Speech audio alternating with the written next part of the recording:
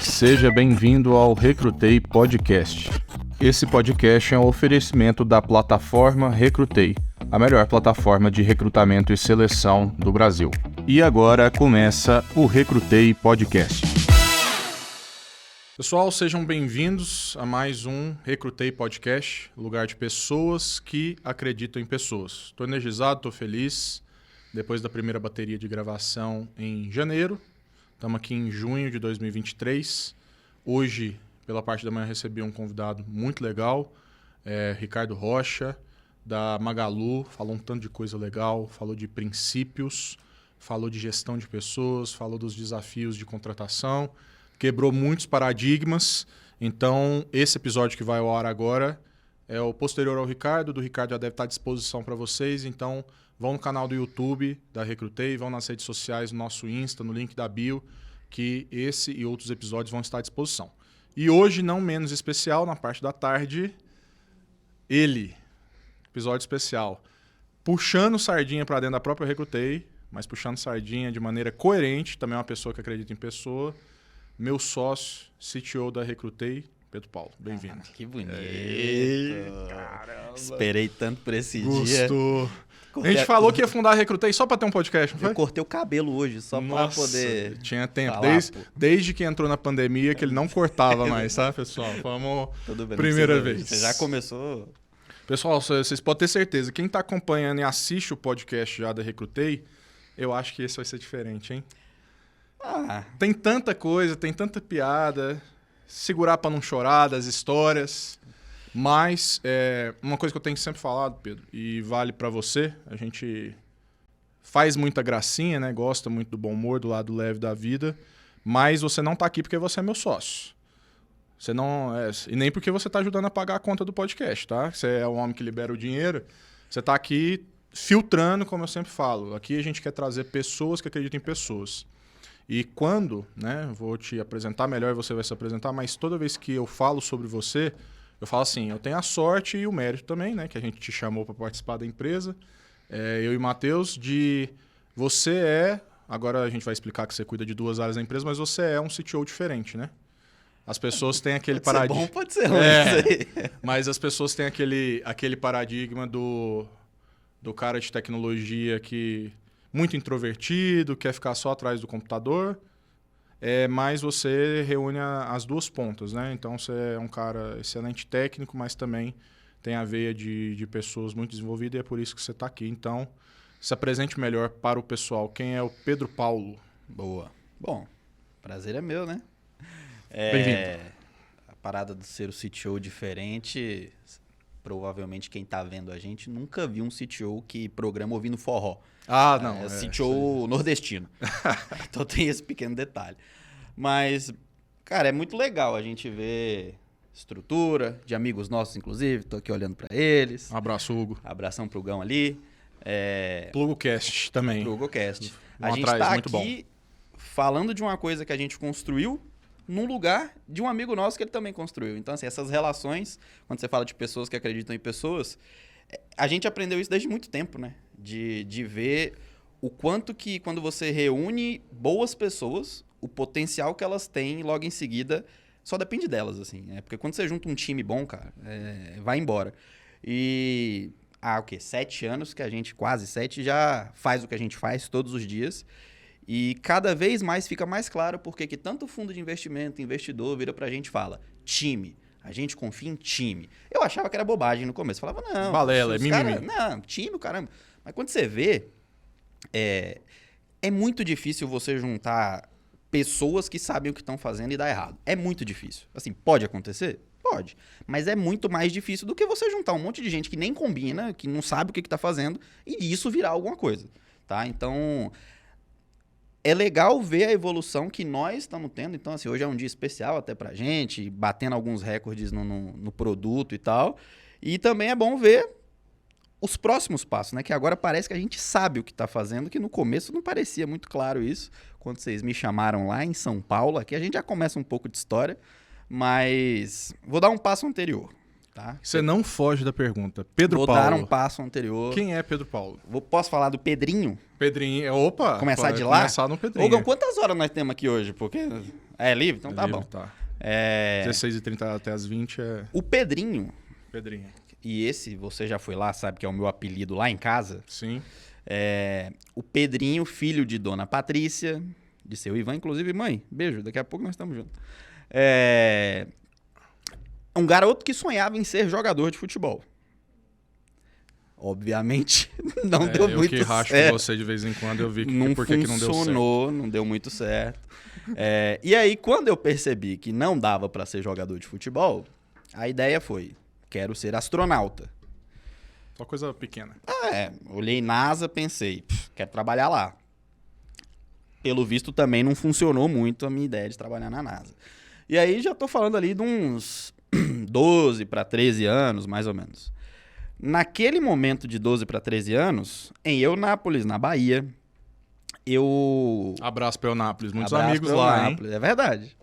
Eu ganhei o meu primeiro computador. Acho que eu ganhei ele com 11 anos e tal, mas ficava só no Paint desenhando coisa. Aí quando deu 12 para 13, eu falei, cara, quero fazer alguma coisa legal com o computador. Isso nós estamos falando de 2005 para 2006. Quando eu ganhei o primeiro computador, a ideia foi... Eu achava... Maluquice isso, acho que eu nunca te falei. Eu achava legal a ideia de como que aquela caixa... Hoje em dia já é notebook, tá? Mas na época era um gabinete bonitão. Como que aquela caixa mandava imagem para um monitor, assim. Eu achava aquilo uma doideira. E aí, com um dia que eu ganhei o computador, eu abri. Cara, meti faca lá, chave de fenda, não sei o que. Eu queria ver como é que fazia aquilo. Obviamente eu não entendi nada que estava acontecendo. Mas aquela coisa sei lá, me bateu uma curiosidade tão grande. Minha mãe ficou com a raiva porque perdeu a garantia do computador no primeiro dia. Mas eu falei, cara, entendi que se eu tiro esse fio aqui, funciona. Se eu coloco, pô, entendi mais ou menos o que estava acontecendo. Mas eu queria um pouquinho mais. E aí que surgiu a veia do... Quero fazer alguma coisa. Isso eu tô falando com 12 para 13 anos de idade. Essa ideia estava muito clara para mim. Eu queria fazer alguma coisa que as pessoas usassem. Era o meu quê, assim. Já tinha vendido melancia, já tinha vendido pimenta na porta de casa. Então eu adorava a ideia de ver alguém usando alguma coisa ou comprando que eu fiz, entreguei, enfim. Então, esse processo de vender sempre teve em mim desde a Bahia. E aí, quando eu associei com tecnologia, o computador, eu pensei, não, eu quero fazer alguma coisa nessa máquina e ver alguém usando, seja gratuito ou pago. Bom, na época, você vai se lembrar, era muito famoso aquele blog. Todo mundo tinha um blog, né? Tinha Orkut, tinha Blogger, aquele blogger do Google. E aí eu montei um blog daquele, só que o meu blog... Alô, cuidado que eu vou falar aqui. Pode falar o que eu quiser aqui? Pode. Cuidado aí, hein? Montei um blog de programas... falsos, fake. Entendi. Programas piratas. Era uma criança, tá desculpado. Era uma criança, não, né? E menor aí, de idade. Penalmente não imputável, como o pessoal do direito fala. Tava tudo bem naquela época, né? E aí, o que eu fiz? Naquele blog, eu comecei a programar. Programar não, né? Eu mexia com HTML. Então, falar que programava com HTML é complicado. Mas ali eu comecei a entender CSS, fazer o blog, não sei o quê. E ali eu comecei a colocar um monte de CD, DVD, jogo, tudo que eu via eu colocava. E depois disso, eu voltava para a escola. E lá na escola, o que eu fazia? O pessoal falava, eu vi que no seu blog tem lá o novo filme do Harry Potter. E eu queria ter o filme do Harry Potter, porque nas locadoras não tem. Eu falava, tá, mas como é que eu vou fazer isso? Aí foi aí que eu descobri o que é DVD e CD virgem. Hoje em dia ninguém nem usa, né? Mas ia lá, comprava CD e DVD virgem, imprimia a capa na impressora que minha mãe comprou. Ia lá na escola, falava, R$5, toma, e pegava de volta. Ali começou um comércio ilegal. Imagino que você vai contar também que foi muito didática a sua forma de aprender o que era direito autoral, né? Então, nós vamos chegar lá. Até então ali estava sob controle, né? Vendia ali uns negócios, meio pirata. Legal. Aí acabou que o tempo foi passando, o blog foi começando a ganhar acesso. Pô, teve um mês que 20 mil pessoas acessaram o blog, que foi quando saiu... Acho que saiu um filme do... Eu falei do Harry Potter, mas saiu mesmo um filme do Harry Potter. Acho que eu fui um dos primeiros a colocar no blog. Veio gente pra caramba querendo baixar. Na época eu usava muito torrent, então era tudo em torrent. Isso você tá falando ainda do seu quarto em Eunápolis. Do meu quarto em Eunápolis, exatamente. Eu tinha 13 anos, eu acho. E aí, beleza. Aprendi, sei HTML, sei CSS, mas queria fazer algo mais. Eu era fã de um site que existe até hoje, que é o Baixa Aqui. Mas eu era muito fã daquele site, porque eu baixava tudo lá. O Gão lembra do Baixa Aqui, né? Porra, Baixa Aqui, eu tinha um sonho maluco. A CTA já tá no título, né? Eu queria... Alô, Baixa Aqui! Exatamente. Eu queria que alguma coisa que eu fizesse estivesse no Baixa Aqui. E eu sabia que não podia ser coisa pirata. Porque lá era um site famoso de download. Eu falei, cara, eu preciso colocar alguma coisa no Baixa Aqui. Então eu preciso criar alguma coisa. E aí, nessa de preciso criar alguma coisa, comecei a pegar livro de programação e não sei o quê. E no mesmo período, assim, eu estava sendo aprovado para entrar no IFBA, Instituto Federal. Então, o meu ensino médio, ele foi um ensino médio técnico. Eu fiz o técnico em informática. E, pô, isso aí acho que é divisor de águas, assim. Então, o ensino federal, na média, ele é muito bom. E o ensino médio, então, ele é melhor ainda, porque... Pensa, você é um moleque de 15 anos, 14, você tá tendo aula ali com doutores, pós-doutores, e, pô, em tecnologia. Isso era muito longe da minha realidade.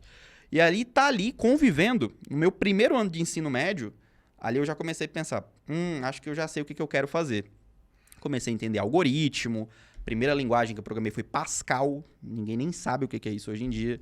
E aí de Pascal, aprendi um pouquinho de Java, e aí a coisa foi evoluindo até que, bom, Instituto Federal, greve.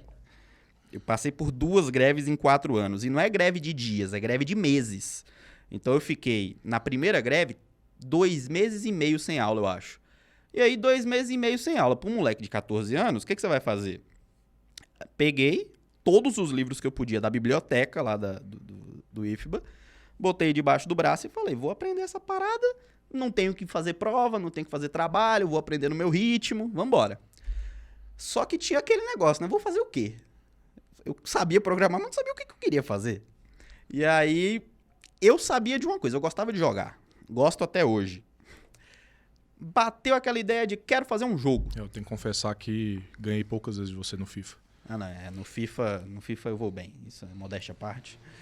Queria fazer um jogo, e aí comprei um livro que ensinava a fazer um joguinho. Sabe aquele joguinho famoso de avião? Que tem um aviãozinho em cima... Aliás, o avião tá embaixo e você fica matando umas coisinhas que tá em cima. Raider, como é que chama? Eu esqueci o nome. É o inspirado no primeiro do Atari. Isso, ele mesmo. Então, eu comprei um livro que ensinava a fazer aquele jogo. Ensinava a fazer o jogo para Android, para celular. Na época, nem era muito comum a gente ter smartphone, assim, para todo mundo. Então, tô falando de 2012.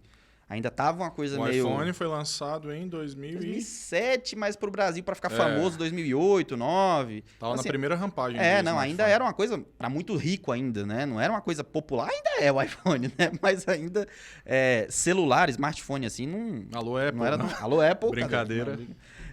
Ainda não era tão comum. Então, a decisão foi, vou montar um jogo. O livro me ensinou a fazer aquele joguinho de avião. Mas jogo de avião, sem graça, né? Já existe.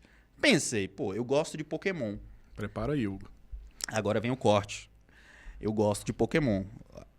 A lição de direito autoral que você precisa, meu jovem programador, vai estar aqui agora. Essa eu vou ter que falar. Alô, Nintendo! Calma. Olha só.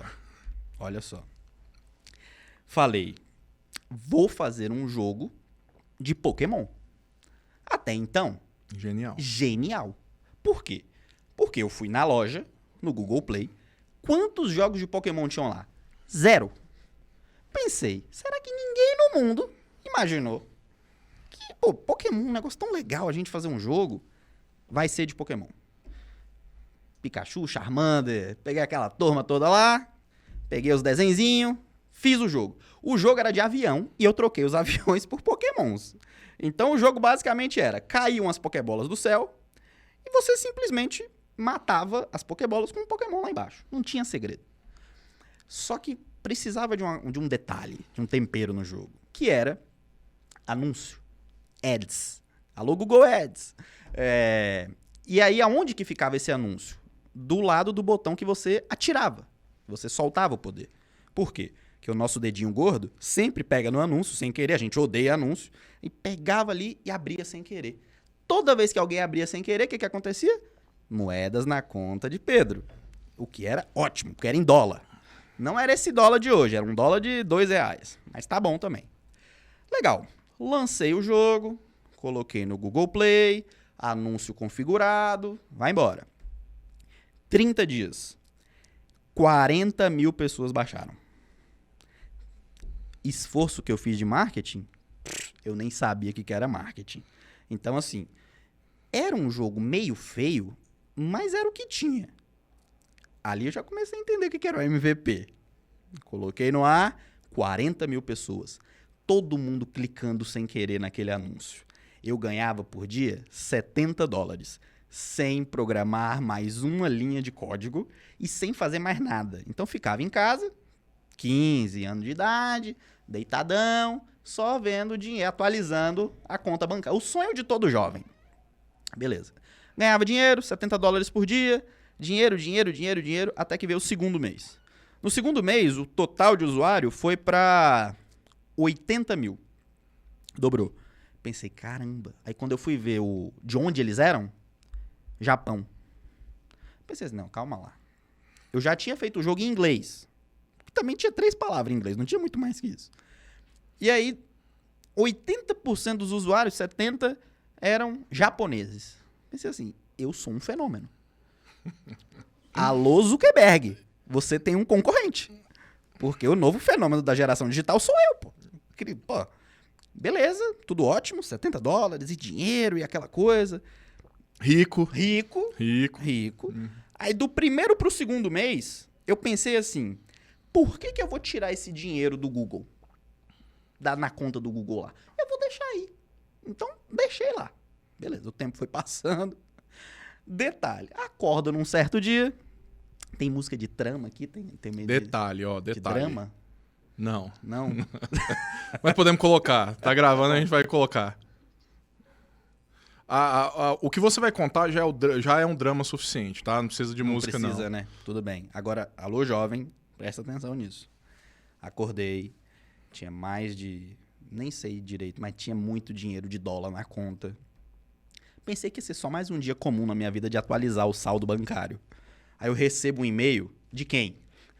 No meu Gmail, eu recebi @nintendo.co. Falei, pá. Nossa, os caras acharam o talento, hein? Pô, agora eu tô bilionário. Por que eles vão comprar isso aqui? Eu chamei minha mãe e falei, mãe, para o que você tá fazendo. Para de lavar prato, que agora a vida mudou. Agora nós vamos sair de Onápolis, nós vamos pra Bahamas, porque eu tô bilionário agora. Aí eu abri o e-mail. O e-mail tava em japonês. Obviamente. E aí fui pro Google Tradutor. Copiei pensando assim, vai ter uma proposta aqui no meio, com Quero certeza. comprar esse aplicativo. Achei genial. Coloquei no Google Tradutor. O Google não traduz bem, né? Mas você entendeu a mensagem, então, né? Eu peguei por palavra-chave. O que tava escrito lá? Processo Pikachu Pokémon tira jogo do ar agora, senão tipo... Falei... Puta, na hora já deu um... Pensei assim, a Nintendo quer me processar. Nintendo, eu sou seu cliente há anos. Calma aí. Pensei assim, não, vamos resolver tranquilo. Eu mudo os Pokémons, eu coloco um cabelo no Pikachu, não tem problema, eu mudo. Quando eu cheguei na loja, o jogo não tava mais no ar. Aí pensei, tudo bem, eu entendo, foi minha primeira. Vou pegar o meu dinheiro da conta e ser feliz. Cheguei na conta, tava zerada. E outro e-mail que eu recebi dizia assim, por uso indevido de direitos autorais, nós pegamos todo o dinheiro que você ganhou com direito autoral dos outros, vulgo Nintendo, e foi embora. Então, Nintendo, desculpa, você tá vendo isso aqui agora, os senhores japoneses? Era uma criança. Eu não sabia, tá? Eu aprendi, inclusive, com vocês, tá? Então, foi uma lição pra minha vida. Muito didático, né? Geralmente eu aprendo assim. E aí, beleza, eu fui de bilionário a pobre de novo em menos de 1 minuto. Então... Gente, ó, essa história do Pedro, né, que eu já conhecia, mas eu sinto que é como se fosse... Eu me sinto a Drew Barrymore, né? Como se fosse a primeira vez. Toda vez eu dou risada. Também tem gente aqui no fundo dando risada aqui toda vez que ouve. Porque, assim, é uma das histórias mais didáticas de explicar o que significa a quebra de expectativa, né? Quebra de expectativa. Que é, qual que é a minha expectativa? Vou ser bilionário, vou ter o meu aplicativo comprado. Realidade, vou tomar um processo. É super didático, né? E uma lição sobre direito autoral, né? Não, mas assim, eu juro, eu não sabia que usar Pokémon, na real, era errado. Porque eu não sabia que existia alguma coisa. Mas você tá falando, você tinha quantos anos? Eu tinha 15, 14. Eu não sabia que usar uma marca assim era. Não podia. Talvez muito porque eu tinha feito um blog de pirataria anos atrás, né? Mas eu não tinha essa noção. E depois disso ficou claro por que não tinha nenhum jogo de Pokémon na loja. O motivo, né? Aí eu pensei, eu sou mais um que tentou e tiraram da loja. Aí beleza, voltei a estaca zero. Lá vai o Pedro de novo pensar, como ficarei milionário? Não foi dessa vez. E quando eu comecei a estudar tecnologia, assim, mais profundamente, a coisa que eu mais gostava na vida era de segurança da informação. Essa coisa de hacker, de invadir, o cara invadiu o PC do outro, eu achava absurdo como é que alguém tinha capacidade de invadir um outro computador. Eu achava aquilo uma doideira. À distância. À distância, é loucura. Então, filme de hacker, filme dessas coisas, eu assistia todos. Livro, eu lia todos. E segurança é um negócio legal porque você tem que estudar tudo. Assim, não existe uma... Claro que você tem um estudo específico de segurança, mas para você invadir uma máquina, você precisa saber de redes, programação, sistema operacional, você precisa saber de arquitetura, você precisa saber de tudo. Então, estudar a segurança do começo é legal porque você começa a associar todos os assuntos numa coisa só. E aí, desde muito cedo, eu criava alguns ambientes lá em casa, computador na sala, computador na cozinha, um monte de computador velho, que o meu objetivo era só um. Eu quero invadir o computador da cozinha. E eu fazia, etc. Então, ali eu fui aprendendo muita coisa. E com um amigo meu, Fada, que inclusive você conhece. Alô, Fada. Abraço pra você. Abraço, Fada. Fada que nos ajudou bastante. Muitos bons momentos vividos. Alguns momentos. Nem todas as histórias podem ser contadas, viu, melhor Pedro? deixar pra lá. E aí, nós dois, durante essa greve que eu falei, a gente tava estudando junto programação. Ele fazia site e eu invadia. Esse era o nosso objetivo diário. Ele fazia, eu invadia. Então ele estudava como proteger o site dele e eu melhorava a técnica de hacking, de como invadir o site. E cada vez mais a gente ia criando coisas diferentes para um invadir a máquina do outro, né? Aquilo, eu comecei a gostar tanto de segurança que eu pensei, cara, legal. Então eu preciso criar alguma coisa de segurança para resolver o meu problema. Qual que era meu problema? Eu gostava tanto da área, mas eu não tinha notebook. Eu só tinha um desktop em casa. Quando eu ia para a escola, eu chegava na escola, o computador ficou em casa e eu não conseguia ficar continuando mexendo nas minhas coisas. Eu tinha um celularzinho na época, um Android, bem vagabundinho. Peguei e pensei assim, cara, e se eu criar algum aplicativo que tudo que eu estou estudando lá em casa esteja aqui? De novo, lá vai eu na loja pesquisar se tinha alguma coisa que fazia isso. Dessa vez não era ilegal, eu não estava pegando marca de ninguém, eu só queria criar um app de segurança. Não pôs o Pikachu. Dessa vez não teve Pikachu. Olhei na loja. Bom, tem um monte de aplicativo de segurança que era ferramenta para segurança. Teste tal coisa, teste tal coisa, teste tal coisa. Falei, eu não quero isso. Eu queria que no mesmo aplicativo tivesse conteúdo e a ferramenta. Porque não adiantava eu colocar só conteúdo, que senão ia virar um e-book. Não servia. Eu também não queria só a ferramenta, porque só baixaria a ferramenta quem soubesse usar. Então também eu não queria. Eu queria que no mesmo app tivesse o conteúdo para o cara aprender, o leigo aprender, e ele fala, beleza, agora eu quero usar. Não preciso do PC. Usa aí no seu celular, tá do lado a ferramenta. Então, esse era o meu motivo. Para quem que eu criei esse app? Fiz uma pesquisa de mercado, aquela coisa... Fiz nada disso. Fiz só pra mim. Resolvi o meu problema. Eu era um cara que queria aprender sobre segurança. Legal. Aplicativo feito. Demorei 2 semanas. Intensas, focado no mesmo quarto lá de Onápolis. Terminei. Eu lembro até hoje de um detalhe legal. Que se algum programador estiver ouvindo, ele vai se identificar. Que eu demorei uns 4 dias pra aprender a fazer uma transição de tela no Android. Você tá numa tela, você aperta um botão e vai para outra. Eu demorei uns 4 dias para aprender a fazer essa coisa. Então, quando eu aprendi, o que eu fiz? Eu fiz uma tela preta e uma tela branca. Você apertava o botão, ia para branca, apertava de novo e ia para preta. Cara, era assim, o auge da programação. Uau. Isso aí era Steve Jobs, era uma coisa assim, maluca. Quando eu terminei, eu fui pra minha mãe mostrar. Falei, mãe, olha o que eu fiz. Eu dei o celular na mão dela, ela pegou. Eu falei, aperta o botão. Ela apertou o botão, ficou branco. Eu falei, aperta de novo. Ela apertou, preto. Aí ela, Uau. I? Esse I, ele dói. Não, é. Ele pega no fundo do coração da gente, porque a expectativa que ela criou não era o que eu conseguia entregar, mas eu tinha me esforçado tanto para entregar aquilo ali, que eu só peguei e falei, não, você não tá pronta pro que eu tenho para entregar, com licença. Voltei pro meu quarto. O problema era o usuário, né? O problema era o usuário. Voltei pro meu quarto e fui continuar desenvolvendo. Legal, terminei o Manual Hacker, coloquei na loja, aí começa. 1 mês, 2 meses, o usuário baixando. Nesse eu faço um trabalho de marketing, assim, divulgando em grupo de Facebook, fórum. Fiz um trabalho legal também chamando vários autores dos livros de segurança que eu lia. Eu mandava e-mail para eles falando, eu criei um app de segurança chamado Manual Hacker e eu queria que os artigos que você escreve no seu blog, nos seus livros e tal, que eles estivessem aqui, nesse aplicativo. E, pô, eu achava que assim, ninguém nunca ia me responder na vida. Mas os principais autores dos livros que eu lia, eles falaram assim, putz, demais, porque não tem nenhum app fazendo isso no Brasil. Então, começaram a escrever pra mim. E isso foi do caramba, porque eu não sabia o conteúdo. Eu não era um especialista em segurança, mas eu tinha no app conteúdo dos principais especialistas de segurança. Então, nisso eu já ganhei o conteúdo.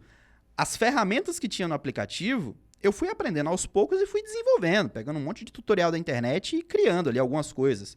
Então, no aplicativo você conseguia fazer scanner de rede, quem que tá na sua rede, conseguia fazer alguns testes de invasão de máquina. Uma coisa importante para o público entender, né, Pedro? Recontextualiza de novo para quem perdeu. Contextualiza isso no tempo, você está falando disso no ano de? 2013. Hoje pode parecer trivial, pessoal, mas voltem no tempo e isso acontecendo em 2013. 13 para 14 ali. E aí, fazendo ali, colocando ferramenta no meu ritmo, no meu tempo, sem pressão de nada. Acho que as coisas foram acontecendo, né? Aí lá no IFBA mesmo eu mostrei para um professor, ele gostou, ele falou, cara, isso aqui é legal pra caramba, posso mandar esse aplicativo que você fez pra, acho que reitoria lá em Salvador? Eu falei, cara, manda. Ele mandou, no que mandou, falaram que gostaram de lá, queria que eu montasse um projeto pra apresentar não sei onde. Eu falei, uai, mas gostaram disso? E a surpresa foi, eu fiz um negócio só pra mim. Zero, assim, expectativa de criar pros outros. Dessa vez foi só pra mim. E foram gostando. E aí, nos fóruns de Facebook, eu comecei a ver o pessoal falando, pô, esse app é legal. E é orgânico, nem era eu que tava divulgando. Os caras postando, esse app é legal, ele faz isso, não sei o quê. E eu ia lá no comentário e falava, sou eu que fiz. Se vocês quiserem saber de alguma coisa, tô aqui. E foi um movimento super orgânico. O Manual Hacker, no final das contas, ele bateu... Foram 800 e alguma coisa, né? 820 mil usuários, né? Baixaram ali o aplicativo. E desde muito cedo eu comecei a ver programa de startup. Eu não sabia o que era startup. Principalmente na Bahia, assim. Eu estava muito longe dos centros em que se falava de startup. E ali eu comecei a ver que Google, Microsoft, Facebook, todos eles tinham alguns programas. Até para o Brasil falar de startup naquela época era uma coisa que estava começando, né? E eles tinham programas iniciais para essas startups, principalmente com aplicativo. Eu me inscrevi em todos. Colocava um textinho lá, botava uns prints, mandava. E eu fui aprovado em 3, que foi o programa do Facebook, que era o FB Start. Alô, Facebook. Alô, Facebook. Obrigado. Depois o da Microsoft, o BizSpark, e o do Google. Esqueci o nome do programa do Google, mas eram 3 programas assim para startups que davam o quê? Crédito, dava dinheiro. Então eu cheguei a ter $50 mil de Facebook Ads. Assim, e eu gastei tudo errado, mas eu tive. Então para mim foi uma experiência maluca, porque pensa, Bahia, interior, meu quarto, montando um app para mim, até que eu tô em casa tranquilo, recebo um telefonema falando assim, somos aqui do Facebook, São Paulo, e a gente queria que você viesse aqui no escritório. Dia tal, porque vai ter um evento e você faz parte do programa e a gente queria que você lá no seu quarto em Eunápolis ainda, né? Isso lá em Eunápolis, dentro do meu quarto. Então pensa assim, o raciocínio é foda, porque você pensa, cara, como que eu criei um negócio pra mim, dentro do meu quarto, tranquilinho, e chego no escritório do Facebook. Peguei um ônibus, passei 32 horas de ônibus de Eunápolis até São Paulo. Eu nunca tinha saído da Bahia. Esse detalhe é legal, né? Na primeira vez que eu saí, se eu não tiver enganado, a primeira ou foi a segunda, no máximo, foi pra ir no escritório do Facebook. Assim, nunca tinha visto São Paulo. E o alô agora é pra quem? O alô agora pra quem? Alô, tia Sandra. Alô, tia Sandra. Não podia esquecer. Eu esqueci, ela me mata também. Né?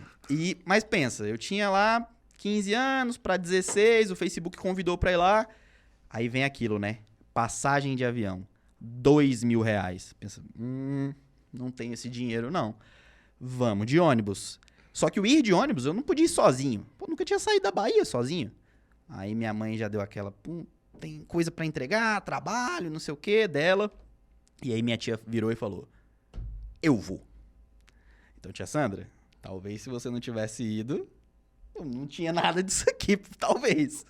Então, ela virou e falou, eu vou com você, a gente vai. E aí ficamos na casa de uma amiga dela, parente. E ficamos lá, pô. Fomos no evento, ela foi no evento, ganhou uma camisa do Facebook. E lá o evento era todo em inglês. Então, assim, eu já entendi pouquinho, ela não entendeu nada, mas tava lá. Os caras falando de marketing digital e não sei o quê. Ela sentou na primeira fileira e lá, curiosidade, ela descobriu que o Facebook dava comida gratuita. E não sei se até hoje no escritório é assim, depois da pandemia. Quando nós fomos lá, quando a gente estava na liga, que a gente foi na sede do Facebook, na época o Dario, que era o presidente da operação no Brasil, recebeu a gente. Um abraço pro Dario, também recebeu a gente muito bem lá na época. Uma das coisas que ele mais fez questão de mostrar e que realmente impressionou ali na época foi quando a gente viu o tamanho, a qualidade das comidas que eram dadas assim o dia inteiro de maneira fria. Ou qualquer funcionário do Facebook Brasil poderia ir lá pegar. Aí é lógico, né? Todo mundo ficou maravilhado. Aí a liga era empreendedora, era para formar empreendedor. A gente começou o pessoal a falar assim... bom, eu quero empreender, mas trabalhar um aninho no Facebook não seria... não é má ideia. Não seria má ideia, né?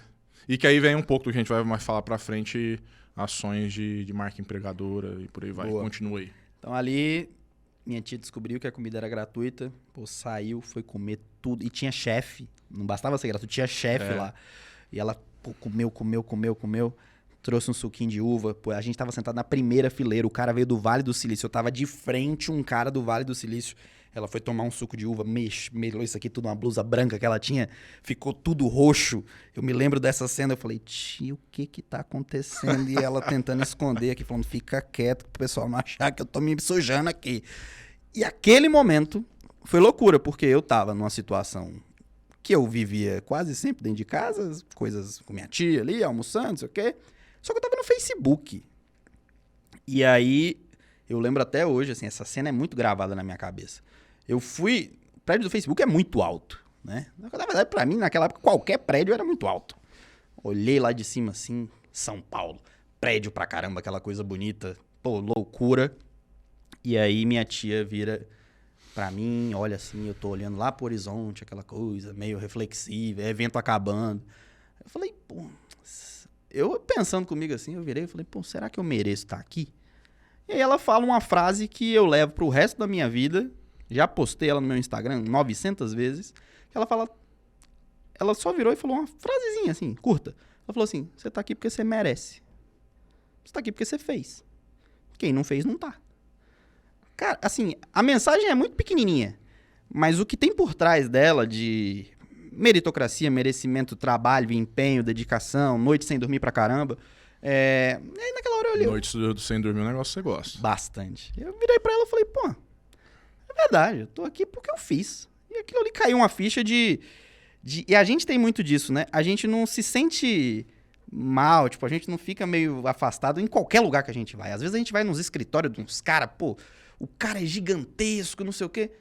E a gente parece que trata com tanta naturalidade, porque a gente se acostumou na ideia de, cara, se eu tô aqui é porque alguma coisa eu sou, e você tá aqui também. Então, é isso aí. Verdade. E essa naturalidade, eu acho que ela... abriu muitas relações pra gente durante a vida, que inclusive fizeram muito da Recrutei acontecer por causa disso. A gente brinca que uma das nossas principais soft skills, que eu gosto de dizer dos founders, porque a soft skill falada da maneira séria, né, comercial, pô, soft skill, inteligência emocional, comunicação, oratória e tal. E aí a gente brinca internamente na Recrutei.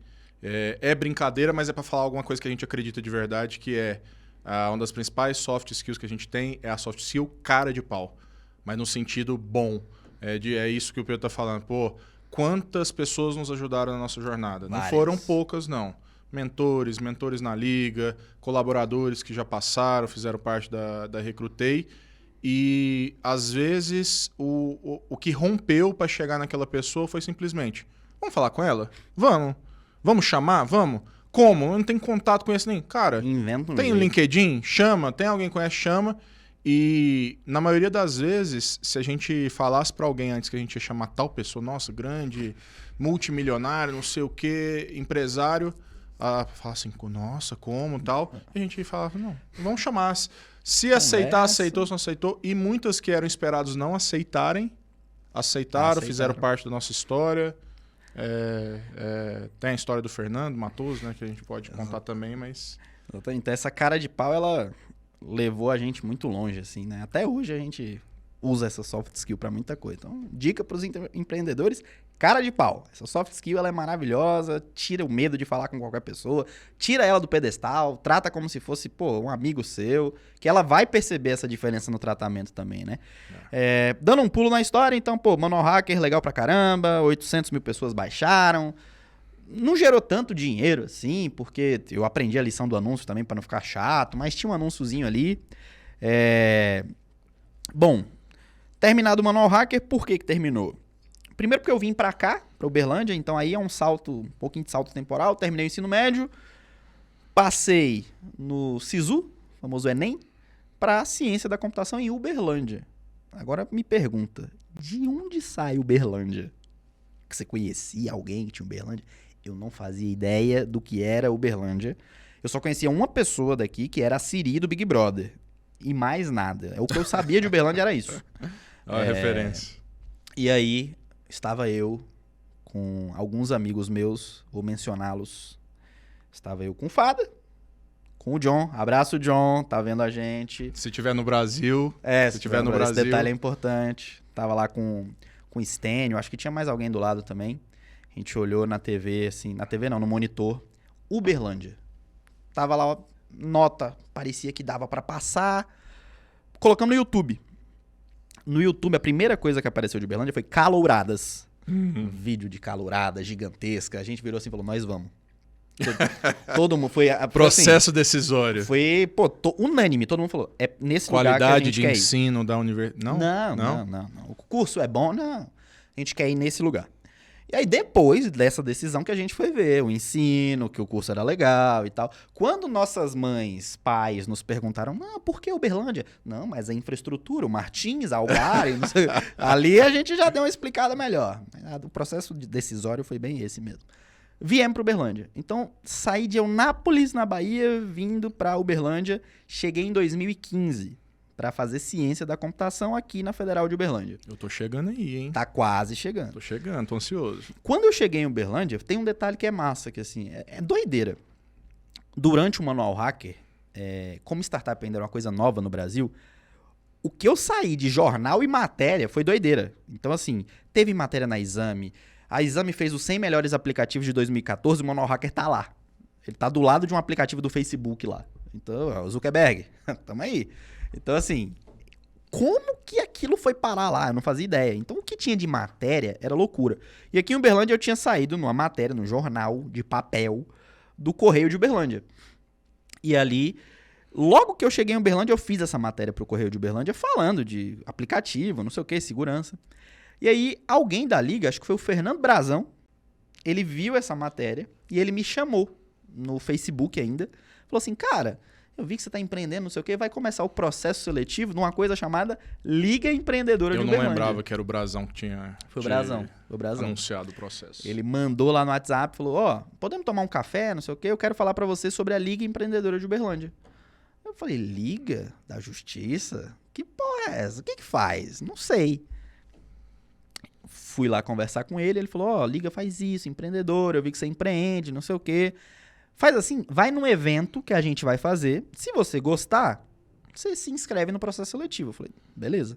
E o evento foi um, que eu não sei se você tava, que era do Rodrigo Paulucci, que era, acho que da Samba Eds, que era da Samba Tech também, Não, tinha não uma tinha parceria. aparecido na área ainda não. Você não tinha ainda, não? Você foi primeiro que eu. Fui nesse evento, cheguei lá, conheci boa parte da galera da liga, Renatinho, conheci, Carrijo, conheci todo mundo ali.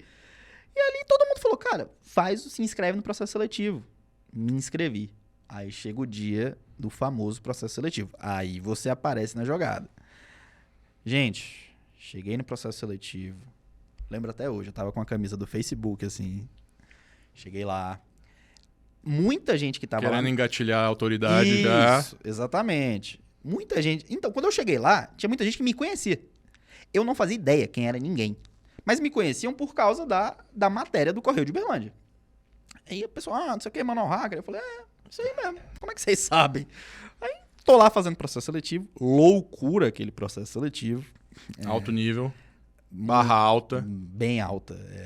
Eu achei que ia ser, tipo assim, prova. Eu já te contei que eu levei Passei de terceira, tá? Eu já te contei que eu levei uma caneta?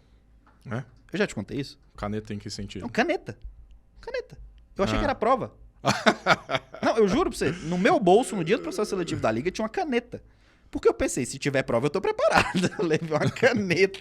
Vai que tem pergunta de marcar. Levei a caneta. Cheguei lá, vi que não tinha nada a ver com prova de marcar. Negócio alto nível, assim. A liga, ela é um ponto marcante que muda a minha vida e a sua. Com certeza. Sem ela, provavelmente a gente não estaria aqui. Eu costumo falar que hoje, inclusive a Recrutei, nós vamos começar a falar mais de Recrutei, aprendizado, gestão de pessoas já. Se a gente parar para pensar, né, Pedro, hoje, eu, você e o Matheus nos conhecemos na Liga, né? Então, os fundadores da Recrutei se conheceram por causa de um contexto unido pela Liga Empreendedora de Uberlândia. Pessoas importantes que passaram pela Liga passaram pela Recrutei. Nosso primeiro investidor, João Rabelo, um abraço, grande abraço, João, já esteve no Recrutei Podcast. Então, para quem ainda não assistiu, episódio 1, episódio magno aí, João Rabelo, essencial na nossa história. Conhecemos porque ele ainda faz, né, mentor voluntário da Liga Empreendedora de Uberlândia. Então, assim, quase tudo que acontece de maior repercussão na nossa vida hoje tem algum tipo de relação direta ou indireta com a Liga Empreendedora. É impressionante. Que a gente sempre comenta. Foi um marco. Não, isso aqui a gente aprendeu na Liga, isso aqui a gente viu na Liga. Essa cara de pau a Liga ensinou muito também. Sim. Porque na Liga a gente tinha mentoria, mas não era paga. Que hoje em dia tem muita mentoria paga por aí. Na Liga, se não fosse gratuito, não era mentor. Ou seja, só vai na base da cara de pau. E aí vale citar, né, Pedro? Mentores aí para citar e que foram essenciais na história. Podemos contar a história do Marcelo, sabendo que a gente estava precisando de não naufragar. Daqui a pouco a gente conta, mas estão alguns nomes que eu acho importantes. O João, obviamente, faz parte da história da Recrutei até hoje. Fábio Perger, fundador da Start Química. Marcelo Prado, da M Prado, essencial também, um cara muito inspirador. Na época, eu acho que hoje não está mais conectado, mas na época que o Walter Faria, né, era um dos executivos lá do Grupo Martins. Mentoria, sim, e realmente você pegar a mentoria, para sempre é importante, mas você pegar uma mentoria mais novo, quando tudo em você está cru. A gente sentava na mentoria da Liga, a gente saía assim, a gente falava assim, meu Deus, abriu um novo mundo. Toda semana abria um novo mundo na nossa frente, era impressionante. Cara. Era você ter uma horinha e meia de uma pessoa que já passou por tanta coisa, que já empreendeu em tanta coisa, e ele falar assim pra você, esse mercado é desse jeito, acho que essa empresa pode fazer isso aqui, eu já errei nisso aqui. Pô, tem um valor que hoje a gente vira e fala, eu queria estar na época da Liga, tendo as oportunidades de mentoria que a gente tinha lá. Às vezes do jeito que a mentoria hoje comercialmente é posicionada, como você falou, hoje tem muita mentoria vendida, né? Então, às vezes, pelo marketing errado que se faz, tem muita gente, né, que inclusive muita gente no RH, no nosso público também, que tem um certo pé atrás com a mentoria. É lógico que existem mentorias superficiais, mas a mentoria séria de uma pessoa que tem uma trajetória consolidada, e se você se abrir de fato com ela e ela fazer de maneira, isso pode ser, uma hora pode adiantar a sua vida em 5 anos, sem exagero. E é verdade. O poder é esse mesmo. Então, Liga Empreendedora, a gente não contextualizou, né? A Liga é um conjunto de jovens, né, que passam num processo seletivo, se reúnem e ali eles se conectam. Tem vários valores muito fortes envolvidos, principalmente irmandade ali. E, bom, todos querem empreender, todos empreendem ali, e um tem que se conectar com o outro, e ali você tem ajuda mútua, você tem, um monte de cabeça pensando para resolver um problema da sua empresa, e você tá se conectando com as outras pessoas, vendo elas crescer. Então aqui, inclusive, que eu tava falando no começo, é um case de alguém que saiu da liga, amigo nosso, que, e hoje a gente tá aqui falando de um negócio que a gente montou dentro de algo que ele criou. Então, assim, E quem te convidou para a liga também era sócio do Hugo. Então, assim, tem... Exatamente. A leva da liga é muito boa, né? Exatamente. Então, e a liga tá aí até hoje, inclusive. Então, um abraço, liga, né? Se tiver processo seletivo aí, se não conhecer, pode se aplicar, que é legal lá. Pois bem, Liga Empreendedora, o Paulo... Aí conectou. Gente. Eu cheguei, hein? Aí conectou. O Paulo estava lá no processo seletivo. Achei que você não ia me colocar como um ponto nessa jornada. Eu já ia Demora, mas chega. Aí depois que chega também. Paulo tava lá, gente, com aquela blusa pegando aqui, ó. Aquela camisa assim do direito. Tava um terno, né? Tava um terno assim, com um terno preto, gravata vermelha, e calça e não sei o que, sapato social.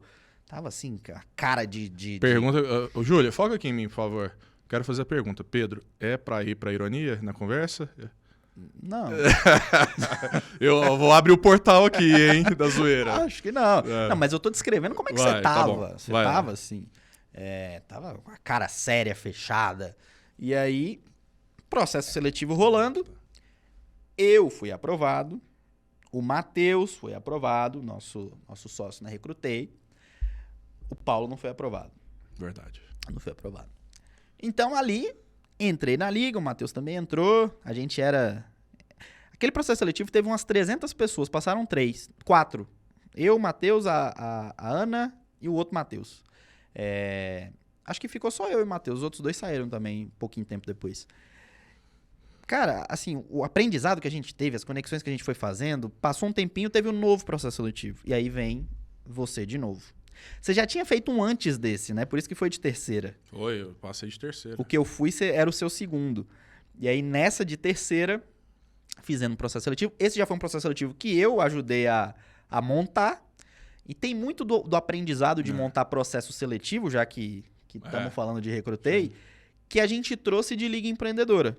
Né, de como organizar, o que extrair das pessoas, o que perguntar para as pessoas. A Liga, ela promovia isso e a gente aprendeu legal. É um comentário que vale, Pedro. Uma das coisas mais fortes, e eu acho que o fato da gente vibrar tanto e aprender tanto com o processo seletivo da Liga e o jeito que era, muito vivo, a gente já sabe disso, a gente conversa sobre isso, só que eu acho que aquela atmosfera do processo seletivo da Liga era uma coisa tão impactante na época para nós, que eu acredito hoje, olhando para trás para nossa história, que ela tem mais impacto na decisão de fazer um negócio em recrutamento do que a gente imagina. Total.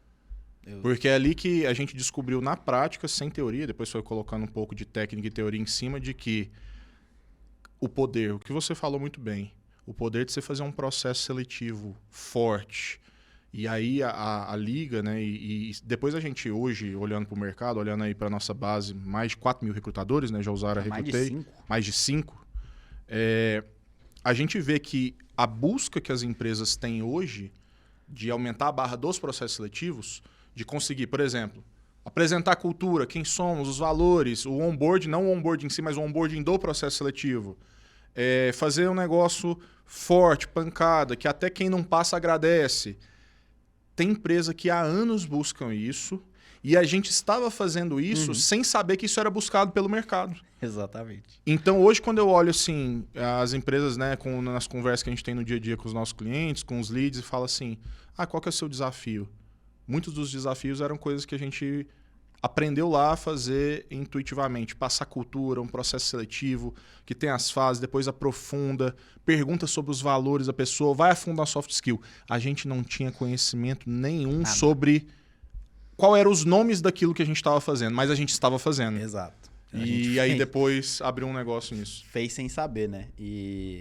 Bom, daí, dessa vez você foi aprovado, entrou de terceira, entrou na Liga Empreendedora. E aí, dali pra frente, assim, a gente tava mais conectado fora da Liga do que dentro da Liga, né? Você lembra que quando eu entrei na Liga, parou. A gente Aquele negócio, né? Valoriza quando é grama do vizinho ainda. O Pedro aí não contou, mas na época do Manual Hacker ele chegou na final, né? Da Copa do Mundo de Startups, que era a final ia ser na Holanda? Né? Ou na... Final na... Ou Bélgica? Dinamarca, desculpa. A final ia ser na Dinamarca e na época, né? Aí explicando, né? O contexto de eu chegar lá, camisa social num ambiente que é mais jovial, startup que era o da Liga... É que eu tinha feito direito na Universidade Federal de Uberlândia, estava advogando, e já tinha tido um contato com o Pedro antes, porque ele precisava de uma formalização maior num termo que ele ia submeter para mandar para ir na final da Copa do Mundo na Dinamarca, ainda na época pelo Manual Hacker. Então a gente tinha uma relação que era mais profunda. Aí quando a gente virou ali junto, nós não éramos os mesmos que mais trocavam uma ideia. Trocava ideia. Demorou. O tempo foi passando um pouquinho, até que aí vem Liga Tour.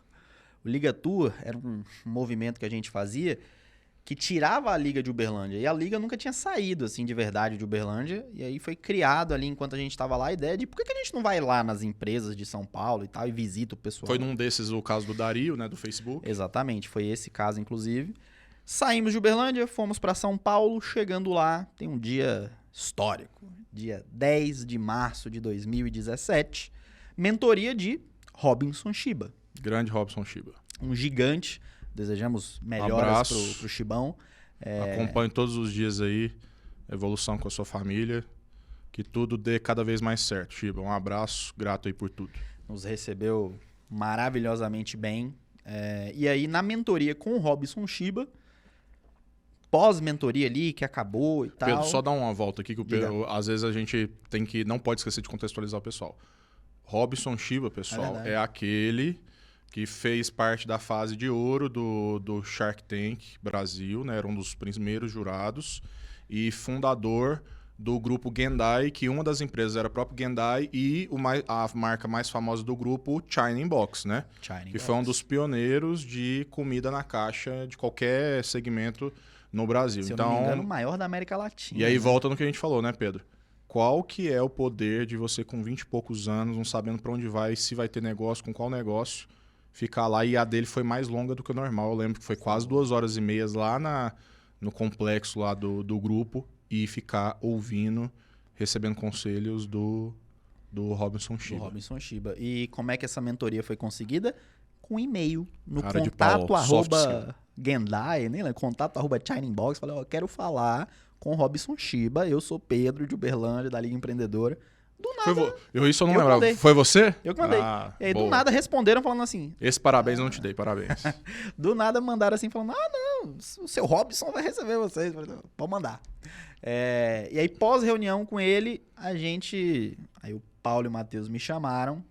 Estava num hostel ali, né? Hostel na Vila Madalena, Hostel das Nações, se eu não me engano. Chamaram ali e falaram, estamos com uma ideia, a gente já tá junto fazendo um negócio aqui de treinamento, e aí a gente viu que você tava... Eu pulei um pedacinho da história, que foi quando eu terminei o Manual Hacker, terminou porque eu fazia sozinho. Então, um dos meus maiores erros durante minha vida foi não ter tido sócios ou não saber encontrá-los. Tá? Então, que tem a ver com recrutamento também, né? Tem totalmente a ver com recrutamento. Talvez um dos recrutamentos mais difíceis é o recrutamento de sócio. E esse, assim, se você erra, não tem negócio. Então, ali eu errei. Também não acho que eu tentei tanto, mas tentava toda a vida ver se alguém tinha fit para entrar no primeiro negócio, não deu certo. Fiquei um pouco desanimado. Montei uma outra empresa chamada Plui. Foi bem curtinha a história do Plui. Ele era um aplicativo que você mirava num QR Code e conectava na rede Wi-Fi de algum ambiente. Isso não era trivial na época, tá, pessoal? Na época não tinha QR Code, assim, né? Difundido. Tinha tipo, tecnologia, mas não era... não era padrão do celular como é hoje. Então tive que implementar do zero um negócio do QR Code no aplicativo e tal. Trabalho da pega. Mas acabou que deu certo, você conectava e tal. Nessa aí, eu já tinha chamado 2 amigos meus, né? O John e o nosso querido Igor Marquezine, mas eles estavam em outras fases, assim, eu queria empreender pra caramba naquilo, eu tava dando minha vida pra fazer aquilo, mas eles estavam no começo de faculdade, então querendo fazer outras coisas, e o Plui era uma ideia legal de final de semana, assim, e eu não julgo, porque um dos grandes aprendizados é timing.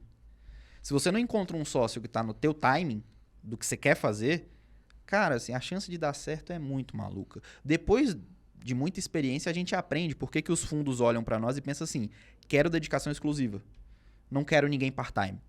Porque a diferença que faz, primeiro na execução, mas digamos que você acha um cara que é tão fenomenal que com metade do tempo ele faz muita coisa, legal. Mas mesmo assim vai chegar um momento que você vai pensar assim, pô, eu tô aqui 8 horas por dia fazendo esse negócio, o cara tira 2 horinhas e vem pra cá, começa a vir coisa no teu subconsciente ali. Às vezes o pessoal usa desculpa, né, Pedro? Nem todo mundo é Elon Musk, então não é porque o Elon Musk consegue ter a Tesla e a SpaceX e performar nelas que nós, meros mortais, conseguimos fazer isso. É muito desafiador fazer um negócio escalável dar certo. Mesmo com dedicação integral, mesmo com alinhamento, mesmo com as pessoas certas. Ter as pessoas certas, né, falando mais de recrutamento, é difícil ter um negócio que dá certo sem ter as pessoas certas, mas ter as pessoas certas não garante ter um negócio de sucesso. Exato. Mesmo fazendo tudo certo. Então, assim, se não for com tempo integral, ainda fica mais difícil. Exatamente. Então, essa dedicação exclusiva de tempo, eu considero ela um dos fatores fundamentais para a gente ter tido sucesso. Porque eu sinto que a gente começou realmente a ter um caminho legal quando todo mundo parou o que estava fazendo e falou assim, vai ser isso aqui ou nós vamos dar as mãos e vai acabar. Aquele clichê, mas que vale nessa fase, a gente fez isso mesmo. Atravessa o oceano e queima o navio, pula na ilha e queima o navio, né? Exatamente. Então ali a gente decidiu que ia virar sócio. O nome da empresa era Educadu, né? Então a Recrutei, que vocês conhecem hoje, que tem essa logo aí, bonitinha, ela se chamava Educadu porque ela era um produto de educação corporativa. O Paulo já trabalhava com treinamento em habilidade comportamental, oratória, liderança há muito tempo. O Matheus também, então os dois juntos na Plenitude Humana, que era a empresa de treinamento. E aí a ideia era, será que não dá para escalar um pouquinho isso aqui com tecnologia? E aí, diante disso, eu tava lá meio triste do Plui não ter dado certo, não sei o quê. Veio o convite. Timing. Porque possivelmente... agora é a hora do convite. Possivelmente, quais seriam meus caminhos? Ou eu ia empreender de novo, ou eu ia trabalhar em alguma empresa de tecnologia, sei lá, ia fazer alguma coisa, ou ia só focar na faculdade. Esse seria o caminho. Então, encontrar alguém no timing é perfeito, mas é difícil, né? Porque você precisa alinhar a vida dos dois. E aí eu quero aproveitar esse gancho para a gente aprofundar em recrutamento, gestão, formação de time, o que a gente já aprendeu com os nossos clientes também. Você falou desse critério, né, Pedro? Quanto... E nos próprios processos seletivos que a gente faz junto na Recrutei, eu cito isso para os candidatos. Às vezes, isso é difícil para ambos os lados. Você tem tudo que você esperava de um candidato. Você tem a habilidade comportamental, você tem a habilidade técnica, você tem o dinheiro para remunerá-lo, tudo parece dar certo. Mas dá para perceber numa conversa mais profunda com candidatos finalistas que, por exemplo, vou dar um exemplo básico, porém didático. A empresa está na parte que tem que expandir a energia de todo mundo.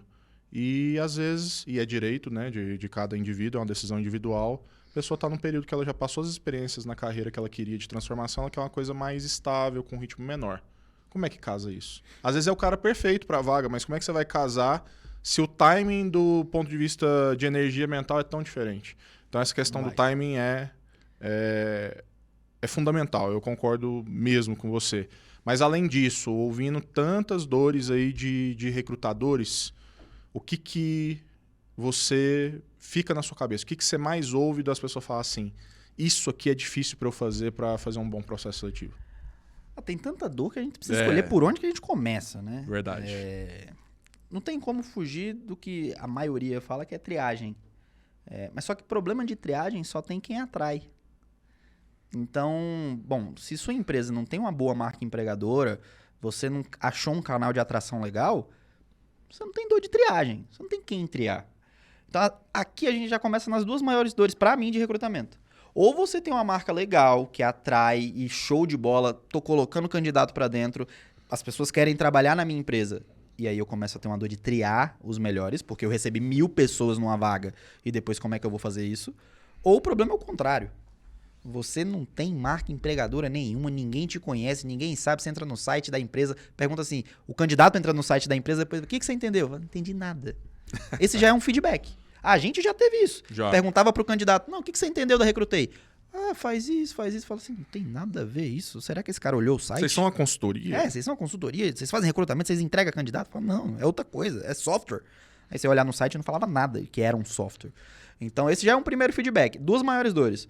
Ou eu não consigo atrair ninguém, ou eu atraio, mas depois eu não sei o que eu faço. Virou uma zona, virou uma bagunça. Porque, na média, entrando no porquê que a gente decide criar a Recrutei, o comum é você receber todo mundo no e-mail, no WhatsApp, no telefone, no indicação, no papel, no currículo, guarda na gaveta. Pô, cara, uma vez eu fui visitar um RH, lá em Eunápolis mesmo, de um supermercado.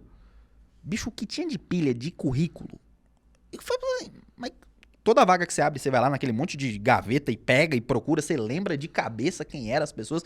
Não, lembra não. Abre nova vaga, vem novo currículo. Eu falei, mas todo mundo que tava pra trás. A gente sai aí, Pedro, né? Às vezes pra almoçar junto, fazer alguma coisa assim. E a gente sempre brinca, né?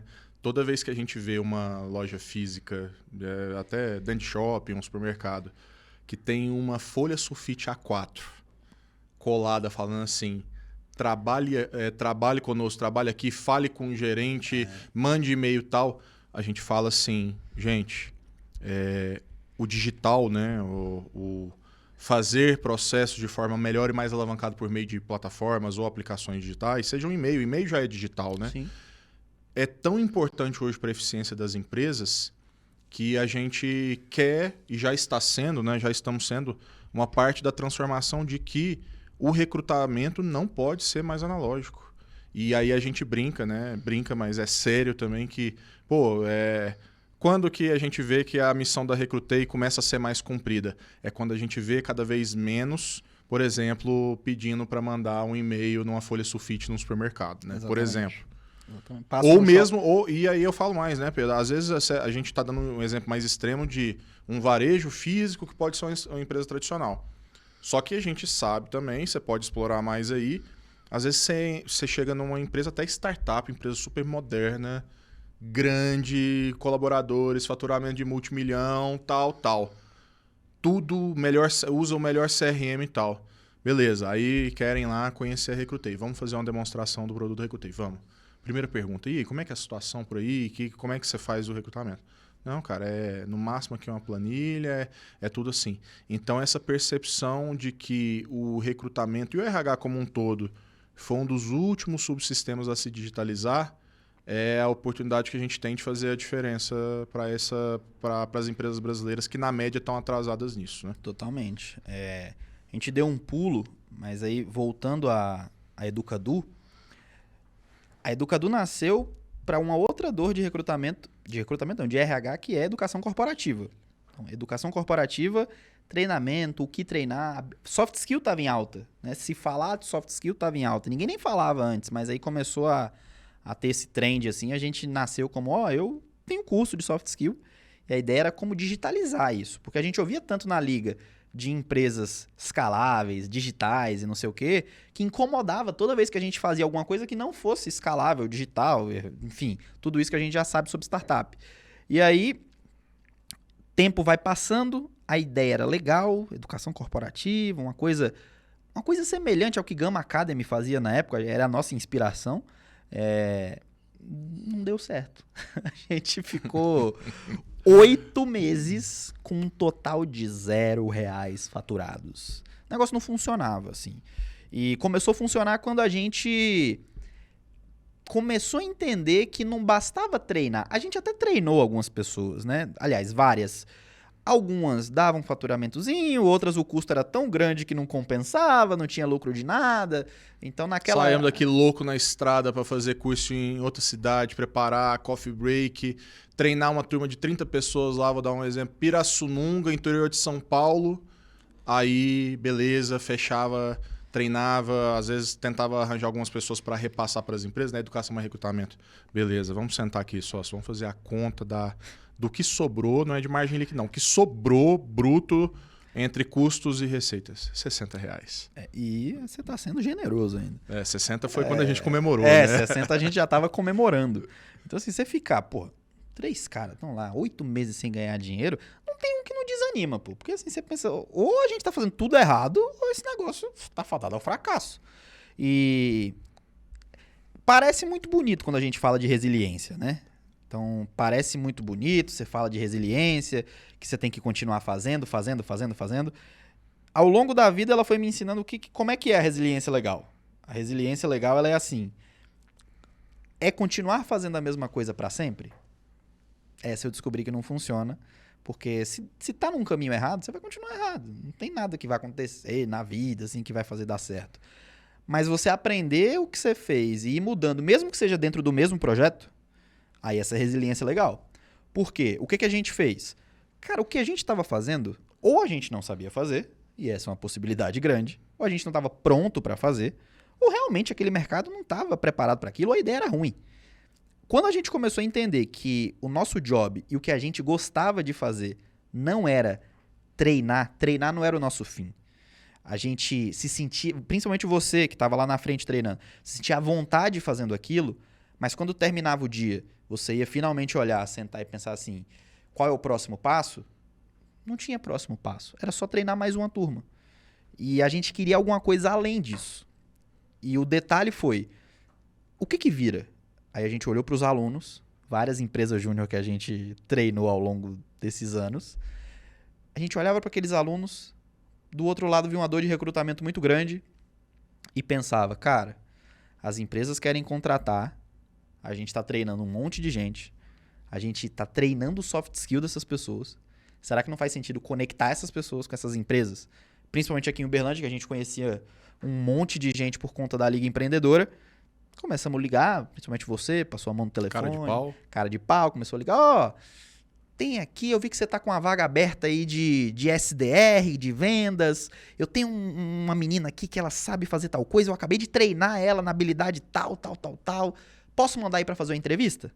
Não sei, cara, vai mandar aleatório assim. Não, calma. Eu preparo um relatório dessa finalista para você. Na plataforma... A gente tem uma tecnologia que vocês não estão entendendo. Ela faz isso e aquilo. Não tinha tecnologia nenhuma.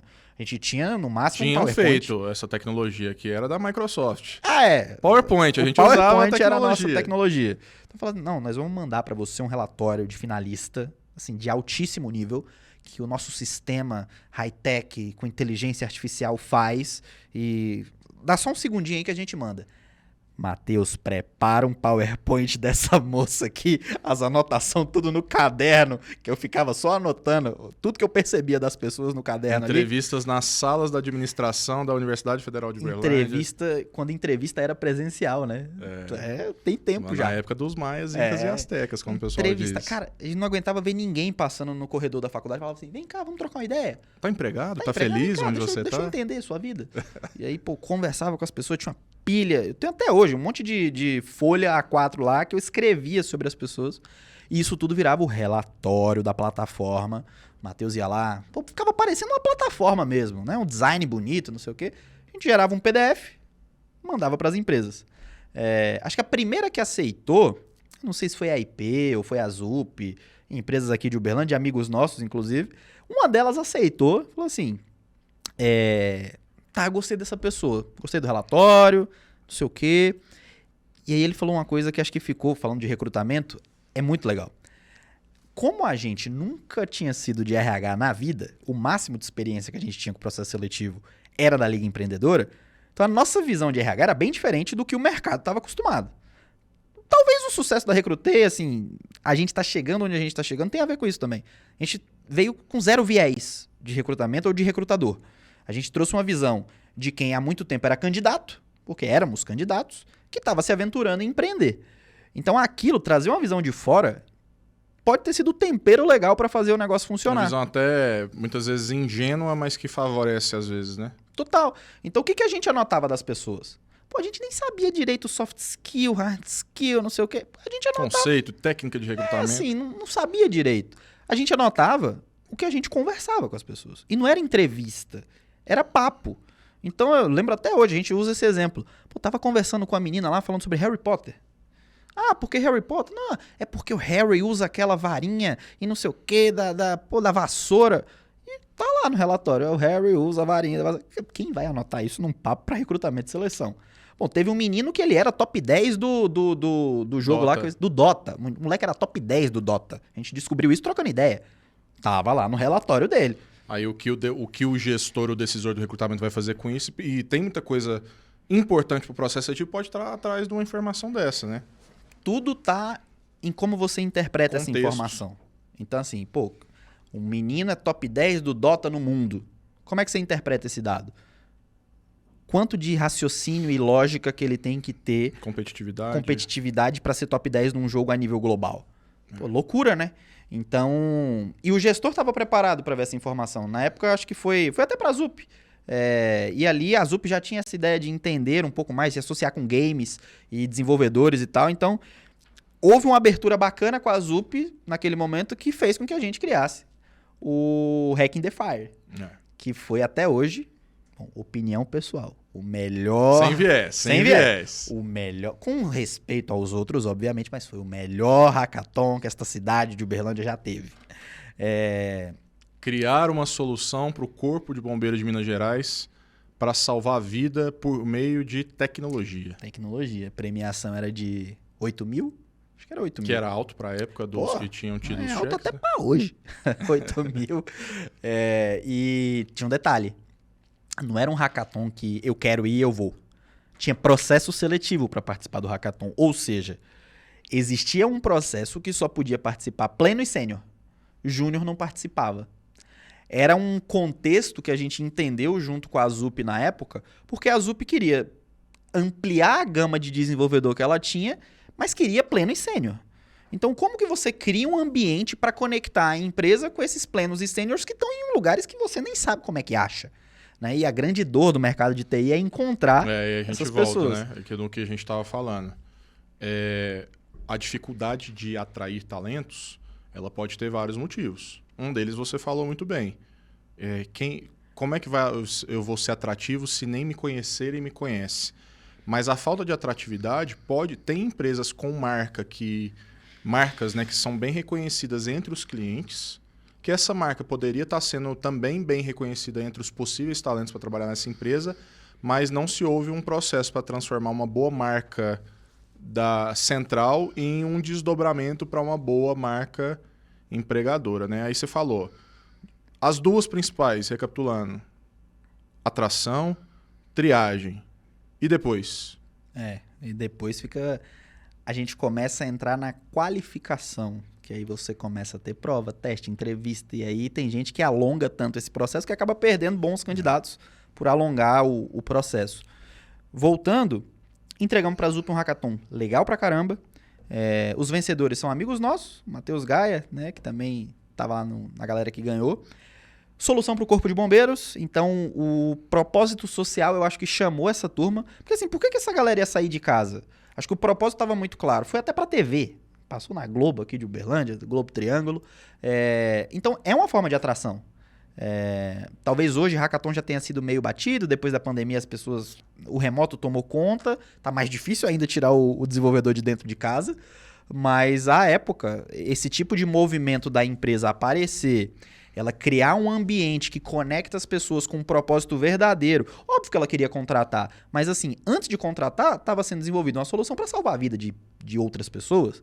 Então, no mínimo, o que as pessoas ganharam lá foi uma experiência legal e, no conheceram outras pessoas legais, o network que se faz nos times.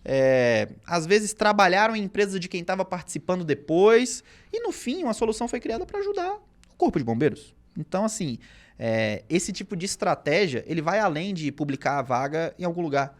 Ele vai além de, eu vou publicar e os candidatos vão vir. Cara, depende. Se você não tem marca ainda, será que vai vir?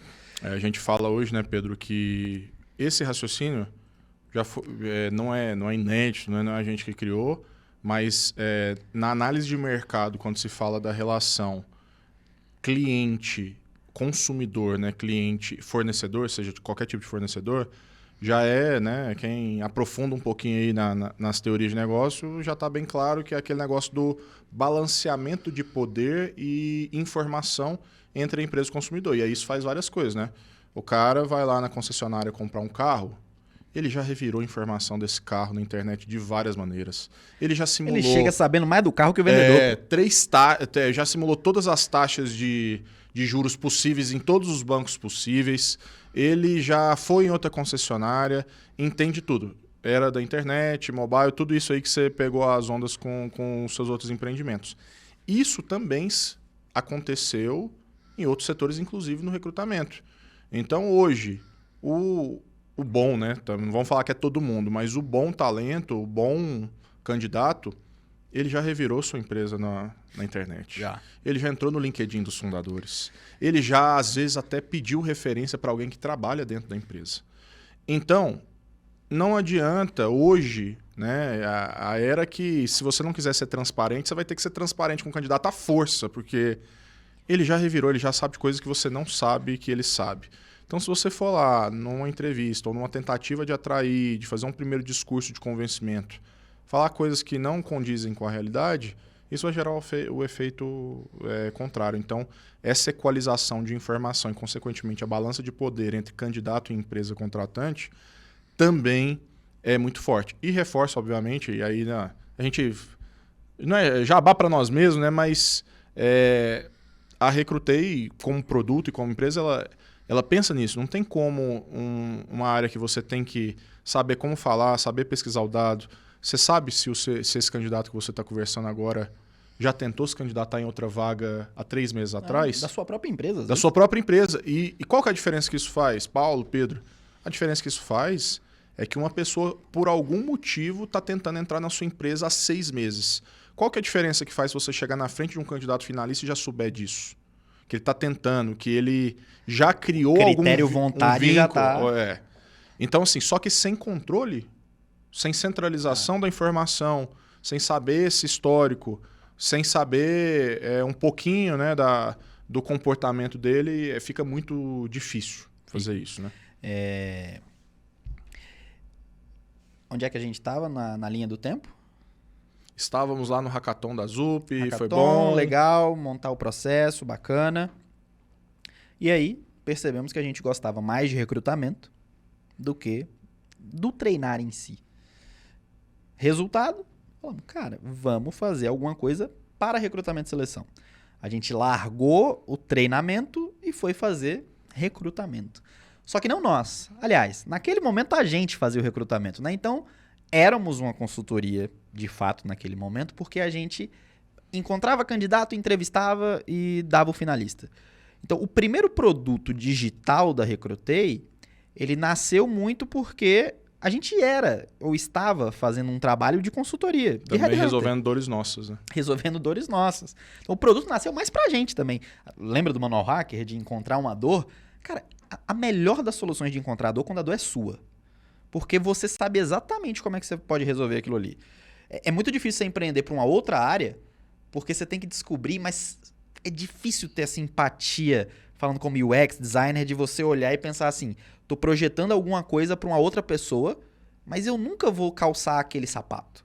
Eu nunca... Às vezes, tô projetando um produto para mães. Cara, mas eu nunca vou ser mãe. Então, assim, é difícil você ter ser 100% genuíno, tua empatia criando esse produto. Então, quando você tá no meio da dor, cara, é muito diferente. Então, eu sempre tentei empreender em coisas que eu sentia aquela dor também. Eu não era de RH, então dá pra dizer que a gente sentia dor de recrutamento? Não, mas quando a gente virou consultoria, a gente viu tanto que era difícil fazer processo de recrutamento e seleção.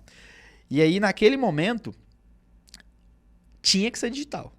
E não tinha nada de digital. E aí eu volto pra Bahia, fico lá de férias, né? Faculdade termina ali, dezembro, eu volto pra Bahia. Toda vez que te deram um pouco de férias, você aprontou alguma coisa, Aprontei né? alguma... É verdade, cara. Acho que eu preciso de férias assim pro resto da minha vida.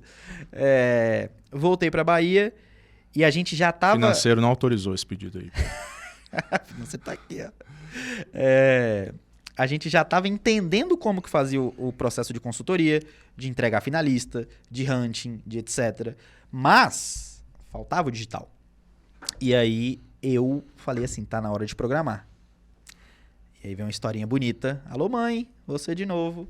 De que a gente tava numa fase que a gente tinha aprendido a fazer a coisa da consultoria, mas a gente não virava. Não ia dar certo. Era muito trabalho para entregar um candidato e quando entregava não pagava o custo. Então o nosso primeiro Prolabore foi de R$200 para cada um. E permaneceu por um tempinho bom. E ficou um tempinho legal nesse valor aí.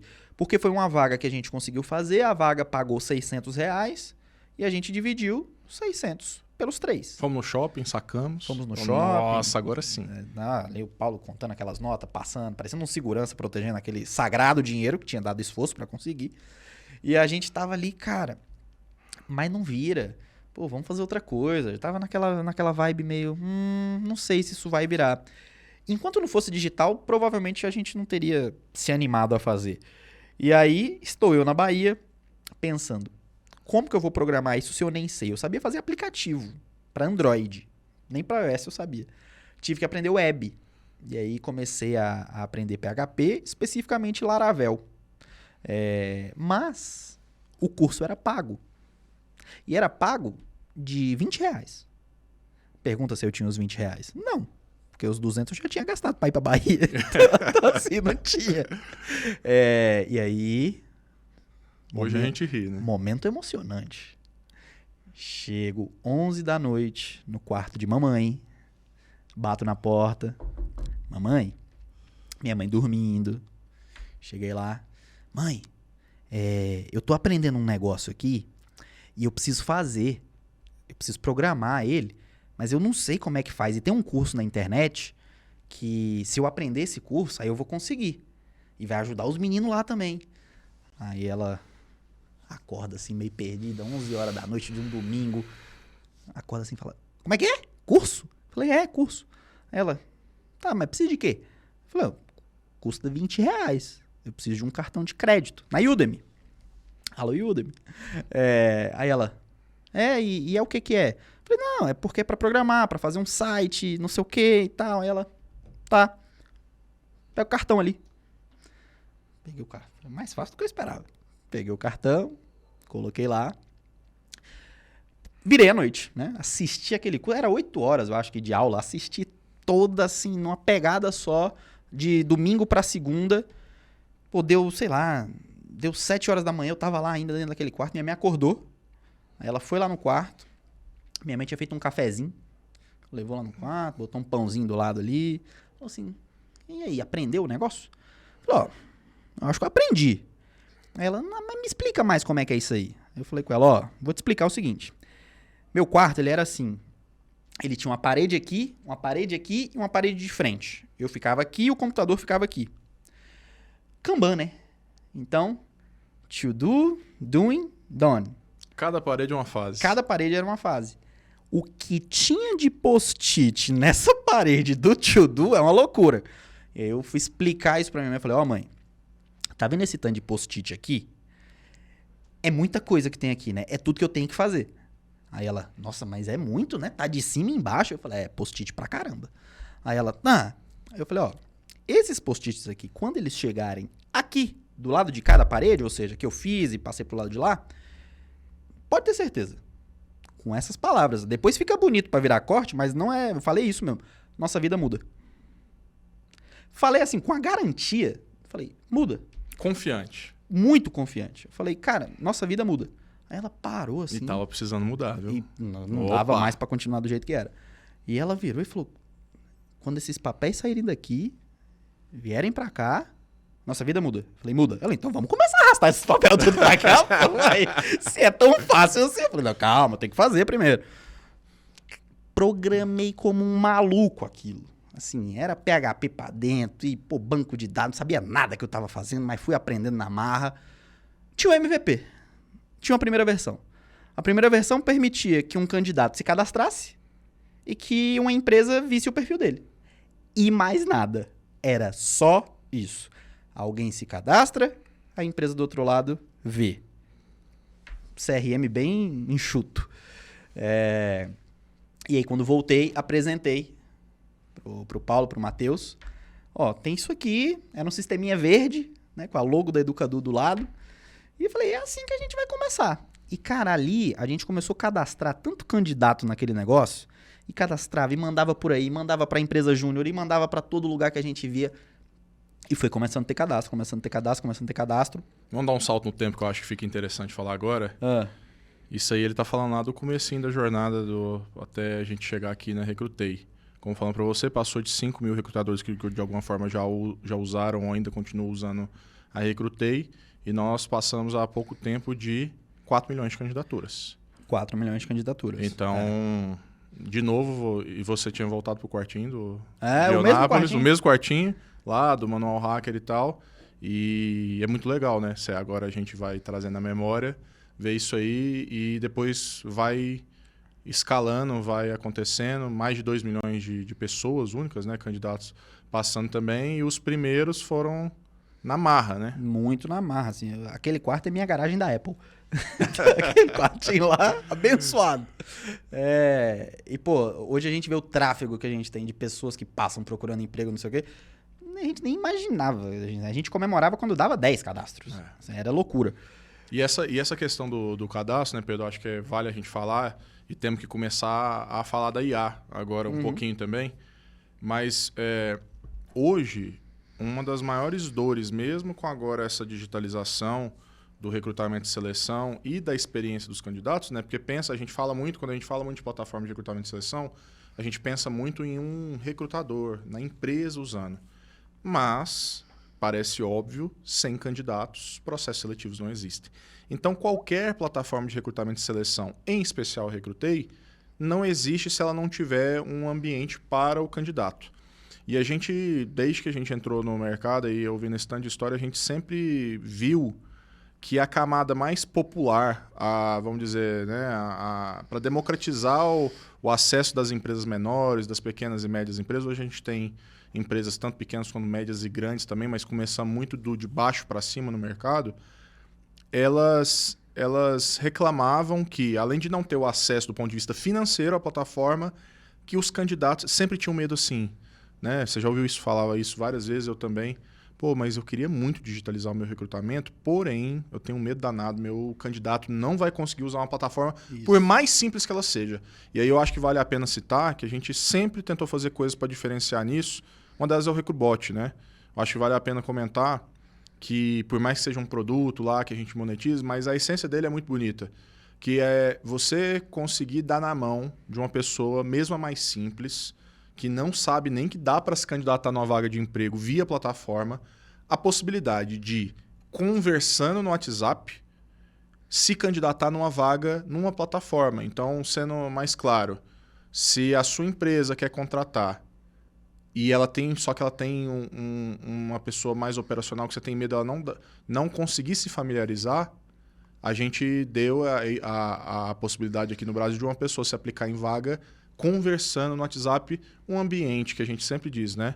Uma das coisas mais familiares para toda a camada de brasileiro é o WhatsApp. E aí eu queria que você comentasse um pouco, Pedro, já fazendo um gancho com a Rê para a gente ir para nossa última pernada aqui, um pouco mais sobre essa questão de como que a gente tem visto essa questão de experiência de talento, problemas, possíveis soluções, o que os talentos reclamam. Ontem, né, a gente fez uma reunião muito boa que a gente passou por esse tema de...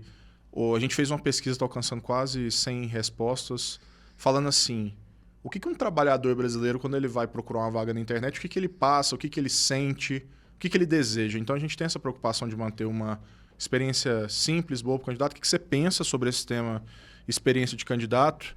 E agora falar um pouco o que a Rê está fazendo também na experiência de candidato. Vocês vão saber quem que é a Rê. Só queria antes fazer uma volta no tempo só para não deixar de citá-los, da importância que João Rabelo, Cidinha e Fernando Matoso têm nessa jornada, porque para chegar em IA, para chegar em chatbot, para chegar em tudo, para chegar nessa sala bonita, com essa logo aqui e tal, acho que sem eles teria sido muito difícil, né? Muito mais difícil. Então, não que tenha sido fácil, mas teria sido muito mais teria difícil. sido mais difícil. Então, só um recadinho legal é que, principalmente para quem está empreendendo ou, enfim, trabalhando em qualquer lugar, você ouvir das pessoas certas faz uma diferença brutal. Verdade. E filtrar quem são as pessoas certas é difícil. Mas a gente teve a sorte de encontrar um conselho assim que é é muito complementar, né? Eles são bons em muitas coisas. Então, Eles formam um time, né? Eles formam um time. De novo, formar time, né? Nós recrutamos bem esse conselho. Boa. Agora, voltando. Falar de experiência do candidato hoje, tá tão comum as pessoas reclamando de experiência do candidato, porque desemprego no Brasil tá muito alto, né? Tava pior, acho que até estamos avançando um pouquinho agora. Mas a gente estava há pouco tempo com 14 milhões de desempregados. Então, esse tema é natural que ele tenha aparecido em alta, porque mais pessoas estão procurando mais formas de se aplicar em vagas. E é natural que se você tem tanta gente se aplicando em vaga de emprego pelo Brasil, que obviamente várias experiências não são legais. Você falou do chatbot, do Recrubot. A linha do que você falou ela é perfeita. Não é a Recrutei que tem que criar a melhor experiência do mundo, mas é saber quem já tem uma boa experiência e a gente está lá. O brasileiro sabe mexer no WhatsApp. Isso é claro, é o aplicativo que o brasileiro mais sabe usar e é o que ele mais usa. Por que eu tenho que criar alguma coisa fora de lá? Por que eu não posso estar lá? Ele pede comida no WhatsApp, ele marca o cabeleireiro lá. O usuário tem que vir até nós ou nós que temos que dar um jeito de ir até o usuário, às vezes, dependendo do caso, né? Exatamente, ele pede comida lá, ele marca o cabeleireiro lá, ele faz tudo lá. Por que ele não se cadastra numa vaga lá também? Então, a ideia ela foi muito democrática para possibilitar, inclusive, que várias pessoas pudessem candidatar. E o primeiro, eu lembro dele, acho que é Darcy o nome dele, era um pedreiro que se candidatou numa vaga, num sistema digital, que é uma realidade longe da área que ele trabalha, pelo WhatsApp. Eu fui lá, eu fiquei, foi o primeiro, peguei o telefone, liguei para ele, falei, cara, como é que foi? Me conta como é que foi se cadastrar numa vaga pelo WhatsApp. Ele falou, no sistema lá na hora que abriu, eu não sabia mexer direito, não. Então eu chamei meu filho e tal, ele viu que tinha um botão de negócio de WhatsApp. Clicou, e ali ele falou que começou a conversarem com ele, que era o nosso chatbot. Ele falou, teve uma hora que pediu para eu mandar um áudio, ele foi lá, mandou um áudio se apresentando, que assim, o currículo formal às vezes não vai ter tanto conteúdo quanto a pessoa pode entregar falando. E geralmente é assim, né? Então, quando ele começou a falar e eu fui ouvir o áudio dele, já trabalhei na obra tal, sei fazer tal coisa, pergunta se tinha isso no currículo dele. Não tinha. Então, e ele foi contratado, acredito que ele tenha sido contratado, muito por causa do áudio. De possibilitar que uma experiência de candidatura seja alguma coisa além daquele currículo quadrado, chato, preto e branco que a gente conhece. A experiência de candidatura é como que eu extraio um monte de informação legal de uma pessoa que está a milhares de quilômetros de mim. E vale dizer, Pedro, aí no contexto que a gente está conversando, sobre essa questão da democratização do acesso na experiência do talento, que a Recrutei é muito agnóstica e muito democrática. Isso tem um impacto aqui no tema recrutamento no geral, com ou sem Recrutei, pessoal, você tem que conhecer, a gente se inspira muito em fundamentos de marketing e vendas, né, para tentar aplicar num progresso da eficiência no recrutamento. Então, tanto que últimos conceitos do chamado recrutamento 4.0 aí, tem posicionado conceitos que bebem do marketing, né? O Total. recruitment marketing é a capacidade, marca empregadora, conceito de marketing. Mas aí o que a gente aprende? E isso, gente, não vale só... Se você acha que sua empresa não está no momento de usar uma plataforma de recrutamento, e talvez não esteja, tudo bem. Mas eu acho que um aprendizado importante que a gente viu, conversando com clientes, conversando com muito talento, você tem que tratar o seu candidato como se cliente fosse, né, Pedro? Ele é um cliente. Ele é um cliente, porque você tem que servir algo, você tem que atender, você tem que explicar coisas, você tem que se comunicar, você tem que convencer, você tem que encantar. Então, o que a gente aprendeu? Esse caso do Recrubot é para ilustrar o que a gente fez no produto, mas que você pode fazer sem a Recrutei. Com a Recrutei pode ser melhor, mas pode fazer sem, que é o seguinte. Peraí, formando uma persona aqui, o meu candidato é do interior da Bahia, tem tais conhecimentos, segue tais pessoas. Como é que eu faço para minha vaga chegar onde ele está? Como é que eu faço para a linguagem que eu uso na comunicação da vaga da minha empresa seja a linguagem que é familiar para ele? Então, isso pode parecer tão simples quando a gente diz aqui, mas quantas vezes a gente vê no mercado vagas que estão reclamando que não estão tendo candidaturas e que, se você for ver o fundamento, qual que é a qualidade da descrição da vaga, está com a linguagem adequada, está totalmente descolado do público-alvo candidato. Recrutamento é um processo de marketing e vendas. Você está vendendo uma oportunidade para o teu candidato comprar. Ele não tem que pagar necessariamente, ele vai pagar com o tempo dele depois, né? Mas é um processo de marketing e vendas. Quantas vezes a gente vê empresas reclamando de atração? Aí você pensa, o exemplo que eu dei antes, O candidato ele vai encontrar a sua empresa em algum lugar. Um site de vagas, por aí, etc. Viu a vaga. Para ele tomar a decisão de se candidatar, pode ser que existam muitas coisas envolvidas. Ele vai entrar no Instagram da empresa. O que você está postando lá? Assim como tem a jornada de compra, tem a jornada de descoberta da Jornada vaga, de né? descoberta da vaga. O que você está postando lá? Qual é o tipo de conteúdo que tem lá? Quais são os links que tem lá? É fácil do Instagram chegar na vaga? E eu já vi várias empresas que nem usam aquela bio. Coisa simples, não manda para vaga, não manda para um trabalho conosco, não Se preenche manda o link que tá aquilo. quebrado. Se manda um link que tá quebrado. Então tudo isso está atrapalhando a experiência da pessoa. Entra no site, sabe Deus como é que se acha o trabalho conosco, fica escondido. Cara, o site na empresa serve para duas coisas, para vender e para contratar. Para duas coisas.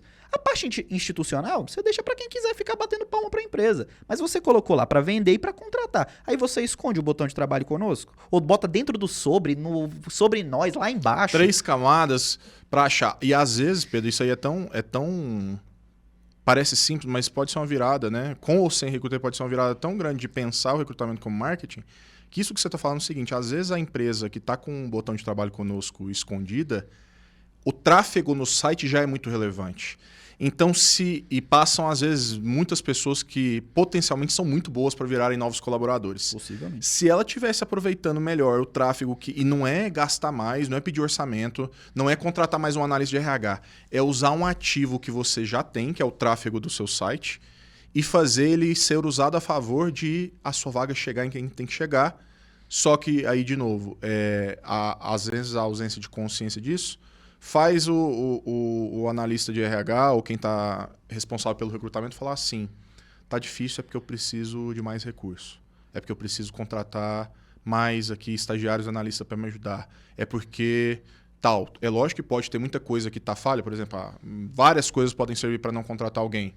Remuneração não competitiva no mercado, a guerra de talentos que existe em vários setores, um setor que, por várias características culturais, o turnover já é uma premissa já recorrente. Mas existem coisas e ajustes simples que estão na mão dos recrutadores e que não são feitas porque, e a gente sempre falou isso de maneira bem aberta com o maior respeito, hoje, falando um pouco de quem são os nossos melhores recrutadores da nossa base, não é o cara necessariamente que só entende de RH e de recrutamento. Muito pelo contrário.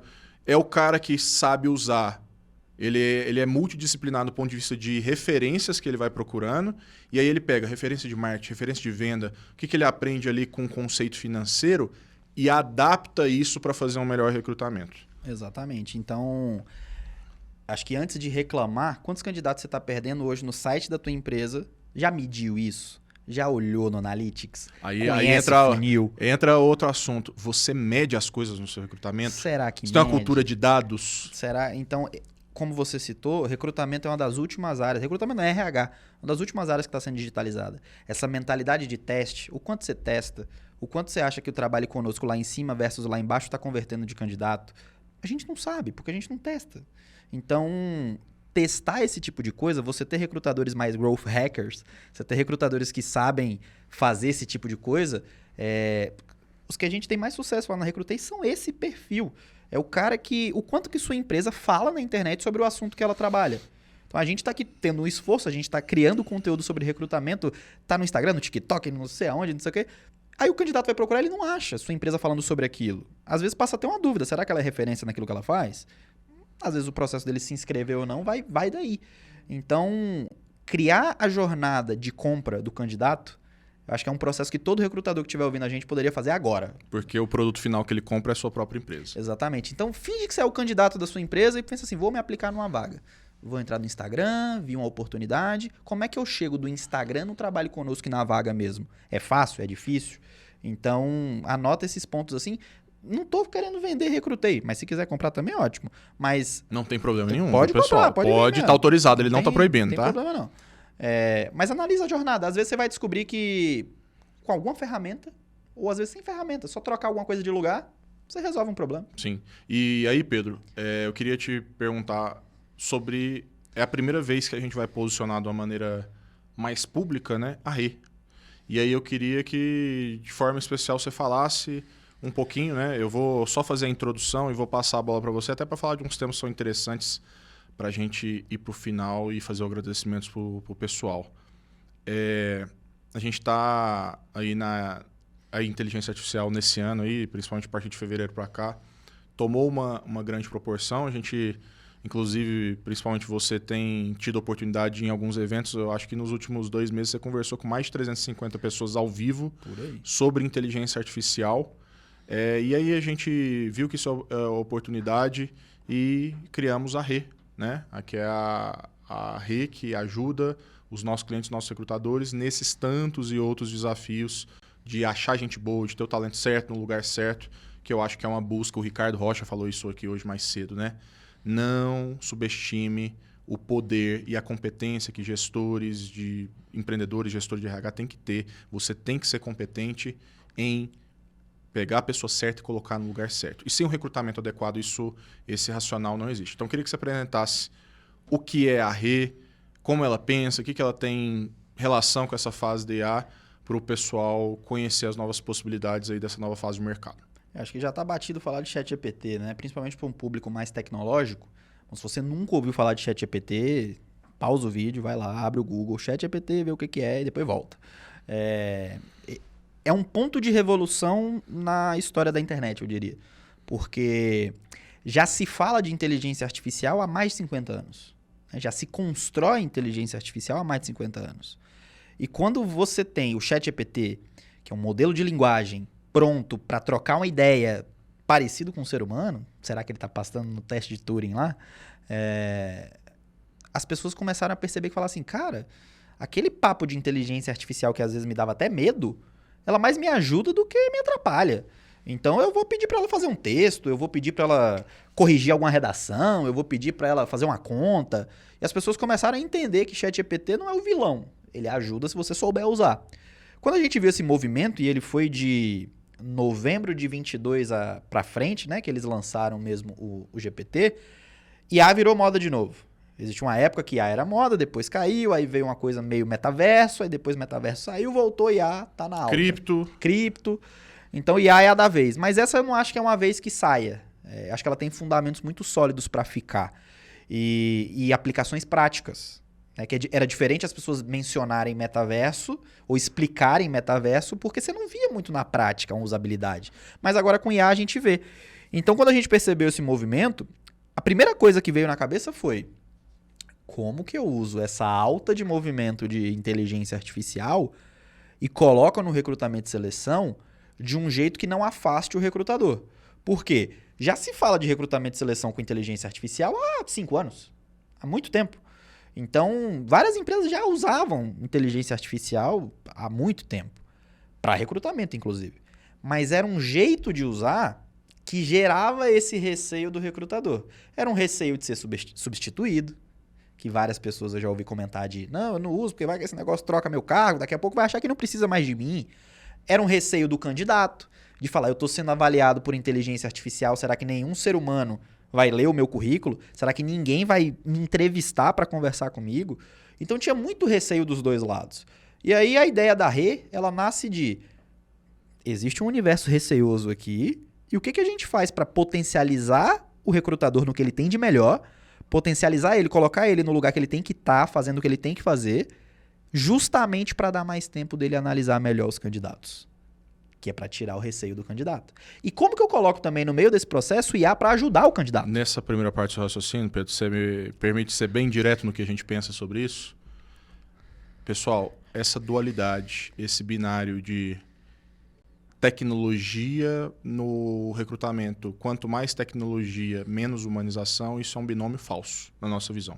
Perfeito. Tudo, como o Pedro falou, depende de inteligência artificial. É lógico que é uma ferramenta mais profunda, tem desdobramentos mais autônomos, mas ela não deixa de ser ferramenta tanto quanto uma tesoura, uma faca, uma plataforma sem ar, uma lâmpada. O uso que se dá, a boa-fé dos usuários que estão utilizando é o que mais conta. A finalidade, o contexto, que a gente vai falar um pouquinho do contexto da Rê. Então, gente, é até um pouco filosófico, mas é concreto. Muitos dilemas que a gente cria, a gente tem que ter a capacidade e a autonomia de pensar assim, peraí, será que mais tecnologia é menos humanização? Mais tecnologia é menos poder do recrutador? E a gente acredita fielmente, hoje a Rê é a representação disso, de que tecnologia e humanização que as pessoas do RH tanto pregam e tanto valorizam, dá para uma coisa ser o multiplicador da outra se tiver pessoas de boa fé envolvidas e se for aplicado no contexto adequado, né? Economia de tempo, agilidade, deixar o processo mais aberto, por incrível que pareça, tem gente que acha que vai ficar mais fechado se usar inteligência artificial. E aí, falando de caso de uso, onde que a gente enxergou oportunidade para colocar inteligência artificial que potencialize recrutador e melhore vida de candidato? Uma dor gigantesca de recrutador começa por aí, né? Job description. Criar a vaga. Viro pro RH e falo assim, cria uma vaga para mim de programador Delphi. Nunca fiz essa vaga na Não vida. faço ideia do que um programador Delphi tem que saber. Sei nem o que é Delphi. Não sei nem o que é Delphi. Já começa por aí. Se você coloca inteligência artificial nesse processo para ajudar o recrutador a criar a job description, dizer para ele o que um programador Delphi sênior tem que saber, Baseado em boas práticas? baseado em boas práticas, legal. Já ajudou. Já cumpriu, já deu uma orientação para esse recrutador começar.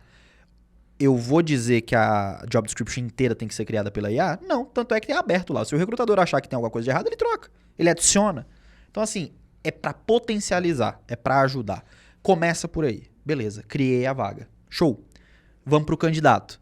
O candidato está se aplicando numa vaga, falamos tanto de experiência do candidato aqui, sobe um currículo. E depois ele tem que preencher tudo de novo. E é assim na maioria. Você vai lá, subir o arquivo do currículo, preenche. Boa. Preenche.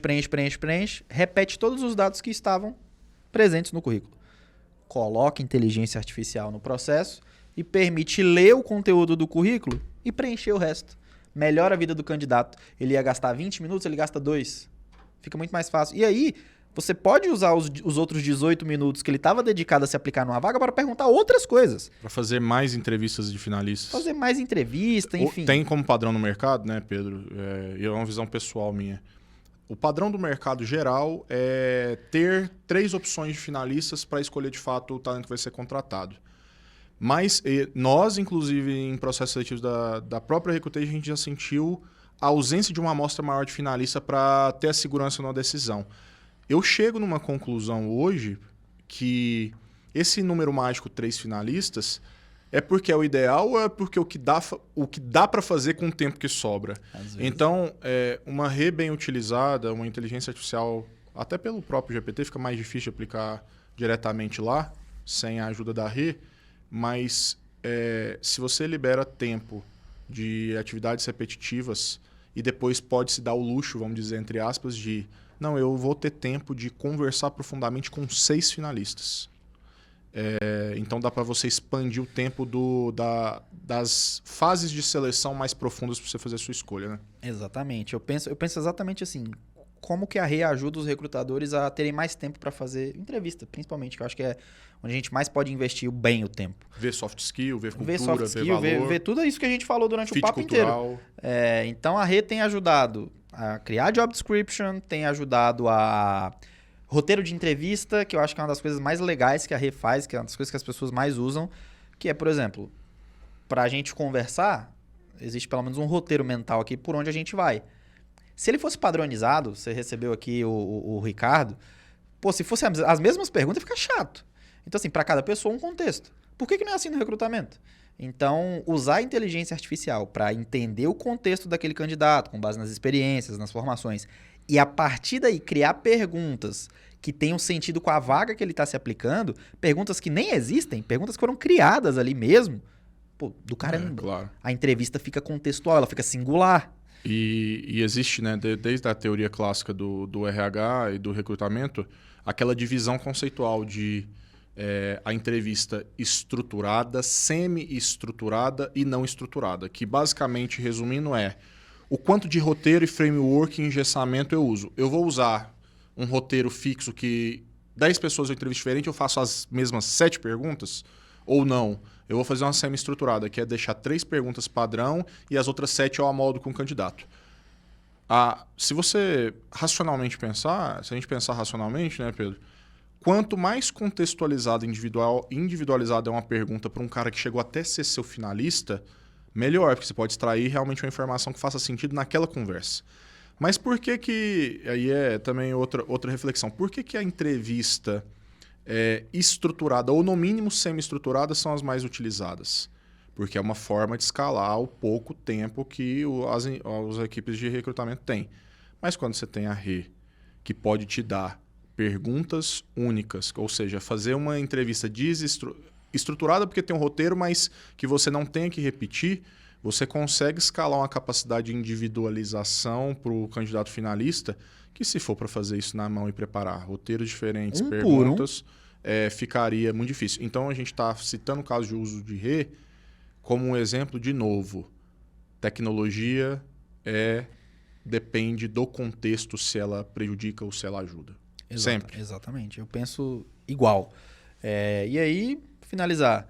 Tem ajudado a analisar a média salarial. Tá lá criando a vaga. Não faço ideia quanto um programador Delphi ganha. Deixa eu pesquisar. A Rê vai analisar dado de mercado e te dar uma resposta. Quando você tem que mandar um parecer dos finalistas, dos 3 finalistas que você falou, tem que criar um parecer para cada um. O que é o parecer? Eu vou juntar todas as informações que eu anotei sobre essa pessoa, experiência, formação, a entrevista, vou anotar tudo e vou mandar para alguém. É a minha conclusão. Por que não ter uma ajudinha da Rê para ela gerar esse texto para você? O que mais que a Rê está fazendo? Gerando template de e-mail. Tem dia que você não está criativo, você não sabe criar aquele e-mail, a Rê vai lá e te ajuda. Você só fala qual é o tema, o título que você quer daquele e-mail e ela gera para você. E faltou alguma coisa? Um passo ajuda na interpretação de dados dos relatórios. Mas eu acho que aí, para a gente finalizar e agradecer ao pessoal, acho que a essência do que a gente está falando da Rê é a constatação de que, principalmente hoje em recrutamentos digitais, que o volume de dados já é naturalmente maior do que o candidato ir lá, levar o currículo na lojinha da esquina, numa cidade do interior específico, que, eu falei isso também, a gente comentou isso aí no episódio anterior com o Ricardo Rocha. Quem não assistiu, o episódio já deve estar disponível. Ricardo Rocha, executivo da Magalu, que acabou de fazer a transição agora para a holding, agora vai investir seu maior tempo como no papel de investidor. Mas a gente falou com ele também, Pedro, que a gente às vezes não para pensar, até a gente que está dentro do mercado de recrutamento, né, ajudando a resolvedores de recrutamento, a quantidade de dados que são gerados e a quantidade de dados que tem que ser bem analisados para tomar boas decisões de recrutamento. É dado de triagem, é os próprios dados do candidato, é formação acadêmica, é histórico, é o que ele quer, é momento, é dado salarial, é benchmark salarial, que aí não vem essa informação mastigada, tem que ir para a internet fazer. Toda a gestão de como as pessoas estão se comunicando sobre aquele candidato. Quando você pensa na esteira do processo seletivo como um todo, e na maioria dos mercados essa esteira vai ser composta de no mínimo 6 fases, planejamento da vaga, publicação da vaga, triagem 1, triagem 2, análise técnica, análise comportamental, finalista, shortlist, decisão, quanto dado tem aí? E aí eu acho que o contexto que a Rê entra aí é o seguinte: tá cada vez mais difícil você amarrar essa massa de dados para tomar a boa decisão. E eu acho que o grande poder de escala da inteligência artificial utilizada em qualquer mercado, em software de venda, de marketing e em recrutamento, é você não pular os dados que você não pode pular. É você levar tudo isso em consideração para informar a sua decisão. Eu acho que um ponto importantíssimo para a gente falar, né, Pedro, que nós, por mais que a gente esteja colocando um módulo de inteligência artificial no recrutamento, a gente tem falado em todos os eventos, nas palestras que você fez, nos workshops lá do Recrutei Pro, que inteligência artificial ainda não é, e eu acho que nunca vai ser, perfeita. Não. Então a gente estimula os nossos usuários, mesmo que você vá aí fazer um teste da Rê no período gratuito da Recrutei, a gente não quer que você pegue qualquer uma dessas facilidades que a Rê vai te falar e dá um clique e já usa essa informação. A gente incentiva a seja crítico com essa informação. Ela está certa? Ela está contextualizada? Ela serve para você? Lá no primeiro caso que o Pedro falou de job description, por mais que é baseado nas habilidades mais pedidas para aquele tipo de vaga, num histórico muito amplo de dados que o motor do GPT tem, pode ter erro, vai ter erro. Então você tem que manter a autonomia de revisar. Vai ter erro. E faz parte do conceito do que é inteligência artificial. Ela é alimentada por feedback. Ela é treinada com feedback. Então, se você não disser que está errado, se você não vier na Recrutei e falar, isso aqui está errado, deu uma anomalia aqui. Acontece no GPT às vezes. Ele está sendo treinado para saber que isso é errado. e ele vai melhorando com o longo do tempo. Então vai errar. Então seja um curador da informação, porque... Mas não dá pra negar a ajuda que dá, né? E o tempo que você economiza. Boa. Sócio, Pedro, queria agradecer aí por esse episódio especial. Opa. Dentro de casa. Tá difícil aqui. Dentro de casa. É muito bom conversar com você. Você, o Matheus, né? E depois aí todo mundo que ajuda a gente na Recrutei. Parte importantíssima da nossa história. Posso falar por nós, né? Da nossa história. Recrutei é importante para nós. Já temos orgulho do que fizemos, mas a gente tem falado muito que estamos apenas no começo e vamos fazer bem mais, né? As empresas não funcionam. Você pode ter o melhor produto, você pode ter um mercado grande, mas se você não tiver talentos para mover esse negócio, se você não tiver as pessoas certas no lugar certo, é clichê, mas é um clichê real, as coisas não funcionam. Então, a gente tem a oportunidade por meio da Recrutei de ajudar nesse tanto de desafio. Aqui a gente falou só praticamente a ponta do iceberg de muitas outras coisas. Você aí do mercado de RH sabe que quem tá... Eu costumo falar, né, Pedro? Quem fala que recrutar é trivial ou que recrutar é simples, é só uma entrevista e tal, eu já desconfio que nunca fez um processo seletivo na vida, ou se fez não foi tão bom assim. Porque contratar bem dá trabalho. E a gente quer ajudar nisso. Então... Mensagens finais aí, pessoal. Abraços. O que você quer deixar de mensagem? Boa. Primeiro, obrigado pelo convite. Foi legal. Pô, a hora passa que a gente nem percebe, né? Pô, já passou. Tá acabando, Júlia. Tá acabando. Primeiro, obrigado. Dizer que é uma honra estar tendo essa jornada com você, com o Matheus, com você que está aqui me olhando também. Para quem não sabe, a Monize está aqui me vendo, tá? A Monize é nosso ADM Fim. A 01, né? 01 depois dos founders. A 01 da Recrutei. E ela é uma mudança de vida, porque nossa família nos encara diferente, os amigos te encaram diferente, você começa a se tornar uma referência no que você faz e nada paga essa conta, principalmente você estar feliz com o que você está fazendo. A gente não é de RH, a gente nunca trabalhou com isso, mas dá para você se encontrar. Por exemplo, eu trabalho com tecnologia, ajudando pessoas a encontrarem emprego. Não é que eu trabalho com RH, eu tenho um objetivo trabalhando, tá dentro de RH. Mas todo dia eu acordo para programar uma linha de código que vai ajudar alguém que às vezes estava passando uma necessidade e encontrou uma vaga de emprego. Então o propósito é muito maior do que o que a gente faz e a gente nem dimensiona isso às vezes, né? Então é legal demais estar aqui, ver a evolução que a gente teve, ver a salinha bonita do nosso amigo aqui, tá proporcionando isso aqui pra gente poder trocar essa ideia. Parabéns ao pessoal aí. Parabéns para vocês aí. E se precisar de alguma coisa na Recrutei, tiver dor de recrutamento e tal, nós estamos aí para poder ajudar, né? Claro. Fazer um jabá aqui. Boa. O único patrocinador do nosso podcast somos nós mesmos, então o jabá vai ter que ser pro único patrocinador, Recrutei. É verdade. Então, o Recrutei Podcast de hoje foi um oferecimento do nosso patrocinador. Oferecido por Recrutei. Recrutei. Obrigado, Pedro. Obrigado aí também, Júlia e Monize, que acompanharam. Até a próxima. Como a gente sempre diz, pessoal, Pra depois fazer um corte, pra falar que não, beijo, mãe, família, todo mundo. Pô, Júnior, Carol, meu afilhado, Geraldinho, beijo, Karina, beijo. Então você manda beijo pra todo mundo. Eu ia falar, então, daqui a pouco eu falei o nome de várias pessoas, daqui a pouco a gente conversa. Boa. E o filtro de quem tá aqui são Recrutei Podcast, o lugar de pessoas que acreditam de verdade no poder das pessoas. Até a próxima. Valeu. Recrutei Podcast. Esse podcast é um oferecimento da plataforma Recrutei, a melhor plataforma de recrutamento e seleção do Brasil.